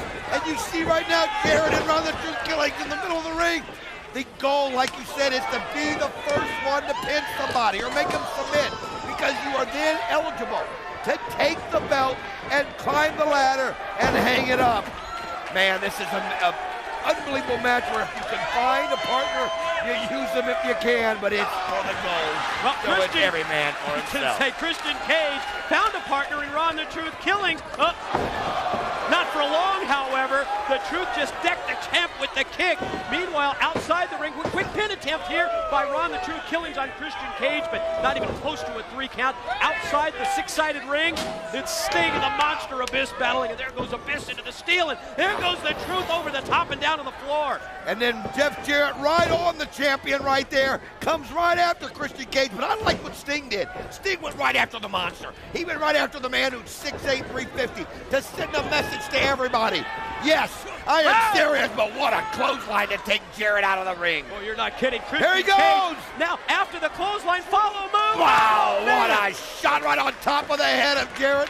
I don't know, it looks like Christian Cage may have had a bad landing. Boy, he went airborne, flying off the top and took Jarrett down to the floor. Action back in the ring. Well, this time it's Sting and the Truth with a double team effort on the Monster Abyss. Look at him just break right through that double clothesline attempt. Got both men goozled, but instead, Sting and Killings with the shortcut, they rake the eyes. Well, you got to do what you got to do in a match like this. I mean, you know, we might call it foul play in other matches, but not in this one. This is the King of the Mountain match, and you do whatever it takes to get a pin or to make somebody submit, because so much is at stake. Truth hit that spinning axe kick to the back of the head of Abyss. Then they look at each other. They're going to work together. Oh. Wow! That's the athleticism I was talking about. And then the Truth. Look at this. Now wait, the Cage. My God! Sting on top of the cage. Sting up on top. No way! Look how high he is above the arena floor. Sting looking down. Truth, Christian, Jarrett, Abyss. Oh, God, ladders flying. There he goes! And he lands on all of them. It's almost like they were daring him to do it. They were daring him. And not only does he do it, but he lands on his feet. Got to take another look at this. My God, Sting from the top of the penalty cage took 4 men out with that crossbody block. Back, live at Slammiversary, Sting taking it right to Jeff Jarrett. This is a man that he's had a mission with from the beginning of his entrance into TNA, and that's to make sure that this guy doesn't have the belt. That's to make sure that he gets rid of the cancer that's Jeff Jarrett, and look at him, he's going right at him from the start. We've got tables, we've got ladders positioned around ringside, and keep in mind that penalty cage as well. Stinger splash in the corner on Jarrett. Truth gonna push Jarrett back into the ring. Jarrett's wobbly, he's dazed and confused, and there's a missile drop kick by Killings. Here's the pin. 1, 2, got it! Got it! He got it! Jarrett's got to go to the penalty box. The Truth Killings is eligible to hang the belt and win the title. Jeff Jarrett must spend 2 minutes in the penalty box. And did you notice how Sting just sat back and watched everything unfold? He just loved it. Killings gets the pin. Jeff Jarrett, 2 minutes in the box. Well, this is a chance for Ron the Truth Killings, right? Look at this. Sting's the one who throws him in there. I love what Sting's doing, huh? I know he's still got designs on the goal. Everybody knows that. but you could tell that he still will do anything. If it means working with somebody, he will do it to help out. But right now, Jeff Jarrett locked in, and he's cracked. He caught his arm bad, I saw that. And this is a situation right now where the Truth, and you can see in the ring right now, Ron the Truth Killings, trying to pull the ladder in it. Christian Cage sent the ladder flying right on his chin. Boy, you're right. Oh my gosh, that was wicked. It was catapulted him that time and caught him with that ladder, and Monster Abyss in with a boot to the back of Christian Cage. Not sure why he's making the save at this point, but you know, the Monster Abyss, who knows why he does what he does. Well, maybe in his mind he decides that it's better to only have one man eligible than two. Maybe that's what he's thinking. Probably. But then again, like you said with him, who knows? I mean, you're right. At that point, it eliminates one person from being able to climb, but at the same time, you take out that penalty cage factor in the match. Good point. I mean, the less people that you have to deal with, the better chance you're going to have in the long run. Countdown clock on your screen shows that we're under 1 minute in the 2-minute penalty session for Jarrett in the box as Abyss takes the champ, Christian Cage, high overhead. Look at that strength. But Cage fights out of it, rolls him up. 2, he's got it, he's available. He's now eligible. Christian Cage eligible to hang the belt. Abyss must spend 2 minutes in the penalty box. How about this? Oh, wow, and Abyss gets right back up to his feet and dropped the champ with a clothesline. Referee Earl Hebner going to try and position him over towards that penalty cage. Well, good luck with that one, Earl. Monster Abyss, obviously James Mitchell's got to come in there and make sure that Abyss follows the rules of this match, and one of them is getting in there. You can see Jeff Jarrett doesn't even want this guy in, but Jarrett's time almost up. And Jarrett begging off here. He realizes he's only got 2 seconds left. Now his time has expired, and he's out of the box. Unfortunately for Jarrett. Oh, nice drop kick right there by Sting. And then Jarrett gets right back into the fray, going to pull Christian Cage by the leg and drives him right into the safety rail, and again he put him right into that guardrail. Wow. One thing Jeff Jarrett knows too is if you're in the penalty box and you survive and nobody hangs the belt, you get a little bit of a rest. And he's obviously fresh, and he went right after the champion. To this point, oh man, there goes Christian. There goes the champ right into the ladder. To this point in the match, Christian Cage and Ron the Truth Killings in the ring with Sting now. The two men who have qualified, at least to the point where they could hang the championship and win the NWA title. Oh man, what a shot right there. Oh, but look at what Sting just did to the Truth. Oh, nice elbow right there. Sting's showing now that it's all about the belt right now. It's just one of those things I think you realize when you're out there and you feel the crowd and you feel everything going on. And look at Jarrett. Yeah, keep your eyes on Jarrett here with Christian positioned in between the ladder. He slams it down on his back and then puts all of his weight, 238 pounds. Oh, look at Christian just fighting to get out of there. But he's stuck. Stuck right in the middle of that ladder. Sting applying the pressure right there on the Truth. You're right, Sting, Ron the Truth Killings battling inside. We're nearing the half-minute mark, 30 seconds for the Monster Abyss and the penalty cages. Jarrett continues to use that ladder as a weapon. Oh, look at this, just applying the pressure to the neck. Oh, man, Christian Cage is in a bad way. Jeff Jarrett knows what he's doing, and he can tell by the way Sting's manhandling the Truth right now that Ron the Truth Killings isn't going to be raising the belt at this moment. Sting and Killing still in the ring. Jarrett circles the ring. Abyss under 10 seconds left. That was a pin attempt by Sting, but a 2 count only as referee Hebner counted the shoulders of Killing. And here comes the monster out. And you know, during that 2-minute session, James Mitchell was positioned right next to that penalty box, right next to the penalty cage, and you know he was plotting strategy for his monster. I swear, I thought I saw communication from Jarrett to James Mitchell. Maybe it was just my imagination. But right now, right in front of us, the Monster Abyss is obviously plotting. So look at this. Again, you see Jarrett talking to Abyss and pointing him in a direction. Boy, Don, that was a great call. You Man, really I was right. He was talking to him, Mike. And now Jarrett positions the table along with Abyss and then pointed to the ring. Oh, look at Jarrett. He goes right after Sting. You know, he'll take any shot he can, and then the Monster Abyss goes after him. Jarrett just sent the Truth. Killing goes face first right into the corner. Rocked him with the right hand. Far side of the screen. It's the Monster Abyss and Sting with, Abyss trying to right hand, but Sting fights back. Keep in mind, Christian Cage and Ron the Truth Killings, the only two that are eligible to win this title. The only two. Oh, did you see that? Sting and Abyss both go flying over the rope. And there you see Christian Cage still nursing his wounds from what Jarrett did to him with that ladder. Oh, you're right. The champ out on the floor. Sting trying to regroup as well with the bisque. Jarrett's got Killings and going to take him right now. Killings on the apron. But what's Jarrett going to do? Going to go for the stroke from the apron? Well, it's falls count anywhere, and this is the way to do it. Right on the rail. Right, and look at this. He's going to roll him over. This is a chance to get a pin. Here comes Abner. Here's two. He does it. And now qualified. Jeff Jarrett eligible to hang the belt, win the title. Ron Killings must spend 2 minutes in the penalty box. Oh, this hurts right now at this point in the match. Ron the Truth Killings eligible early. Now he's got to sit in the box. Jeff Jarrett eligible and fresh.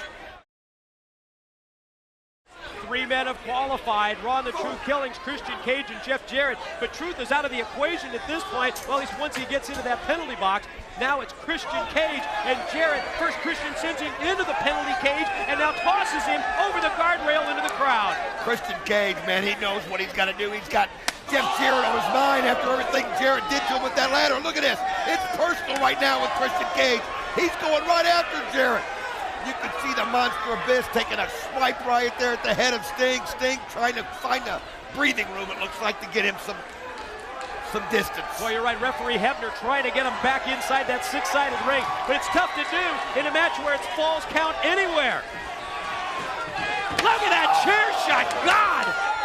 Sting's showing a side that we haven't seen here. He knows it's whatever it takes.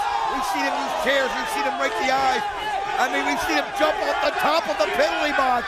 That's how important it is to Sting. And another chair shot. He's waffled him several times in the top of the head with that steel.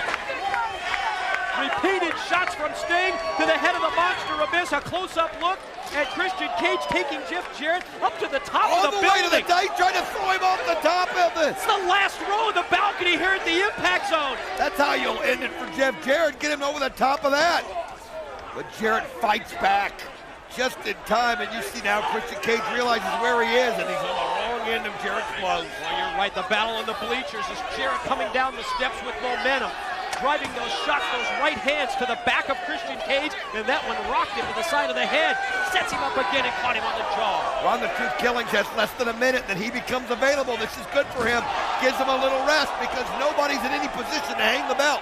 Even though they're eligible, they're not in any position, and Sting letting the Monster Abyss have it. I mean, every chance he's got. Well, you're right. Sting continues the beat down on the Monster. Meanwhile, Jarrett, the same thing with right hand after right hand for the NWA champ Christian Cage. Whoa, there goes Jarrett over the guardrail. I think we missed that one live. Jarrett crashed on the floor.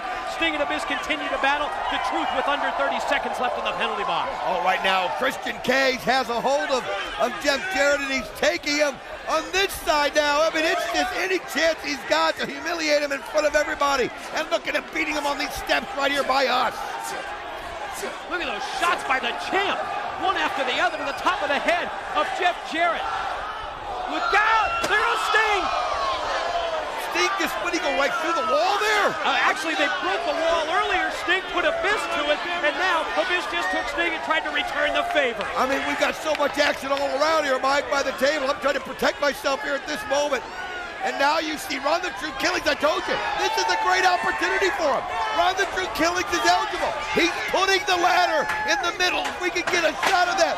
Nobody sees him there. Well, you're right. Ron the Truth Killings has got the ladder right there in the ring. And he's one of the three who's qualified to hang the championship belt.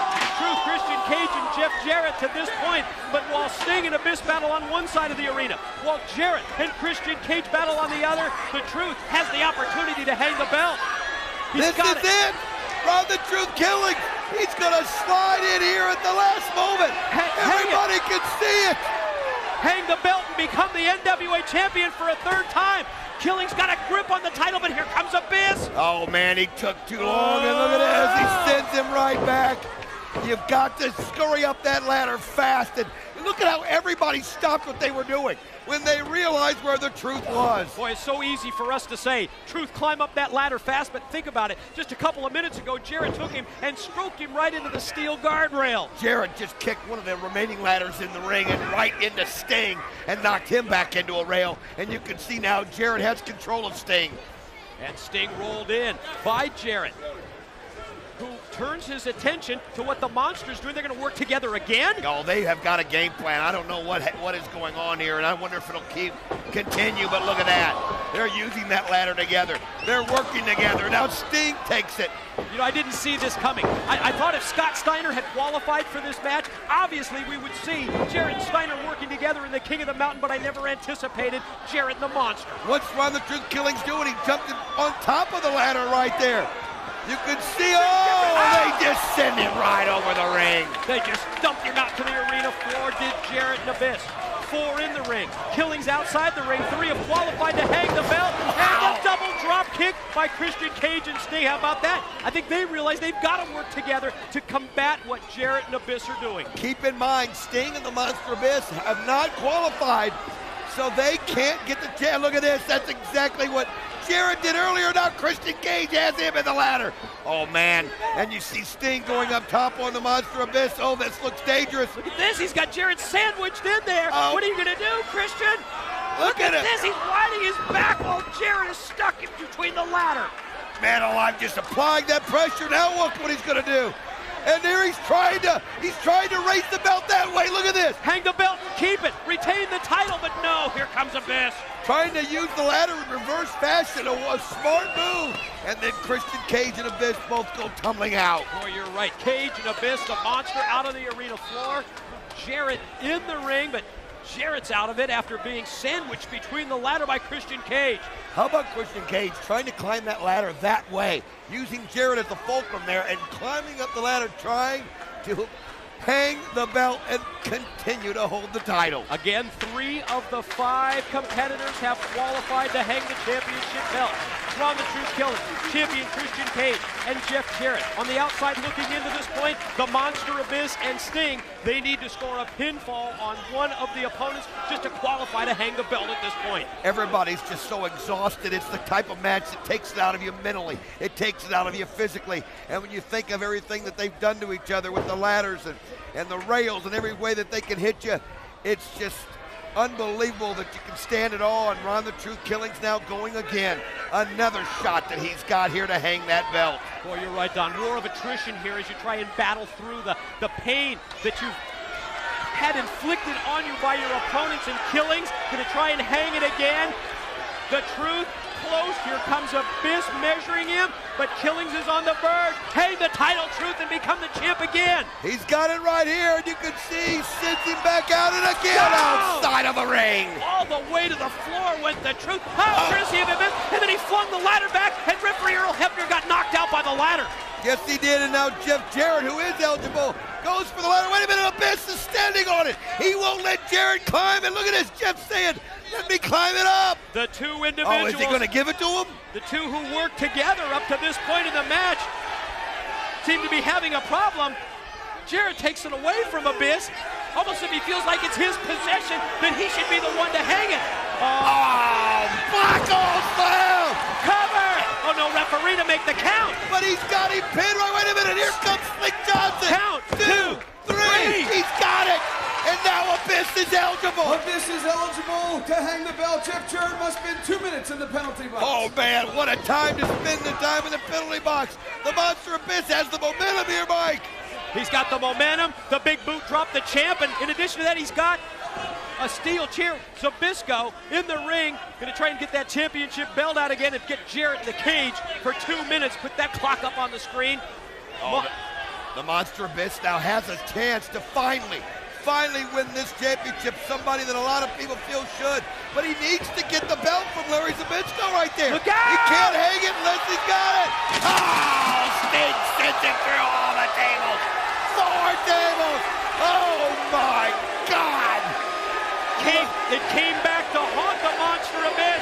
Don, you'll recall that it was Jeff Jarrett and the Monster Abyss who stacked up those tables, and Abyss just went crashing through 4 tables on the floor. Look at this. You've got Sting, who's not eligible. You've got Christian Cage right there. That's the key to this match. They're looking for Larry. They're talking right here. That's the key to this match, Don. Sting not eligible. Christian unloading with right hands. And Sting fights back. And look at Sting and Christian exchange. Well, it's got to be this way because the belt's at stake. And here comes the Stinger Splash. Stinger Splash crash in the corner for Christian Cage. Is going to hook it on here, running for the Scorpion. He's got it set up. Sting is yet to qualify. He's got the Scorpion on. He's got the deathlock applied. And Christian fighting through the pain. He's trying not to tap. If he taps right here, that makes him eligible. That makes Sting eligible. That means everybody has a chance as the time is running out for Jarrett. He's going to be free here in a minute. You're right, 30 seconds and under for Jarrett in the penalty box. Christian Cage fighting through it. Is he motioning to? Sting continues to apply the Scorpion as Christian tries to use his leg strength to break it and try and hang on. Jeff Jarrett now is going to sneak up right here. Oh, Sting's not going to. Was the timeout for Jarrett? Can we get a ruling on that? What the hell just went on there? I don't know. All I know is somehow Jarrett got out of that cage, and there he is. Somebody let Jarrett out of the penalty box, and he's got the guitar. Body's laid out. Christian's going to try and get to his feet. Jarrett motions for Sting to get up. Look out! Christian's got the guitar away from Jarrett. Oh, look at right there. You see Sting put it on Jeff Jarrett right there. And look at this. Sting now has the belt in his hand.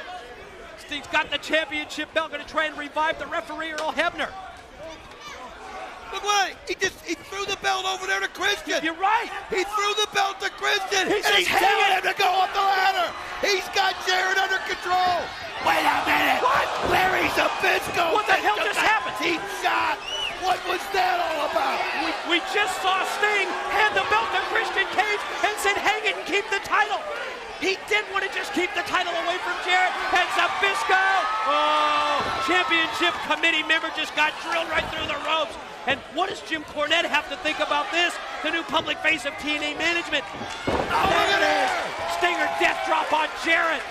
If he can lean over right now and get the pin, that'll make him eligible. Almost just has to drape his arm across his chest. Now rolls over and does. Where's the referee to count here? Sting has got him pinned. Hebner, revive him. Look at this. He's laying on him. He didn't count himself. 2. Now Sting is alone. Here he goes. So now at this point, Sting eligible and Jarrett's got to go to the box. Jarrett has got to go to the box right here. Now Sting finally going to get his opportunity. Sting is going to climb up here and win the title. Sting on the verge of victory, climbing up the ladder, just a couple of more steps to go to hang the championship belt. And here comes Christian. Now the two of them. Oh, look at now. We know what it's all about. Now it's all about the belt. And look at this. Will Sting let him do it? Look at Christian Cage get right in Sting's face. The tug of war between him. Earl Hebner just dropped him. My God! First it was Zbyszko with the low blow, and now this damn you referee Earl Hebner. He knocked both Sting and Christian out to the floor when he tipped the ladder over. No, wait a minute. What? No way. No. Jarrett climbing. No! This can't happen. Jarrett, and he hangs the belt. No. Ladies and gentlemen, your winner and new NWA Heavyweight Champion of the World, Jarrett.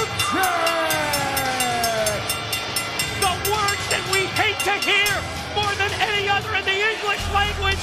Yes, Jeff Jarrett has become NWA World Heavyweight Champion as they litter the six-sided ring with garbage. They know what just happened. Wait a minute. Look at this. Referee Rudy Charles has taken the belt. He's giving it to Jim Cornette.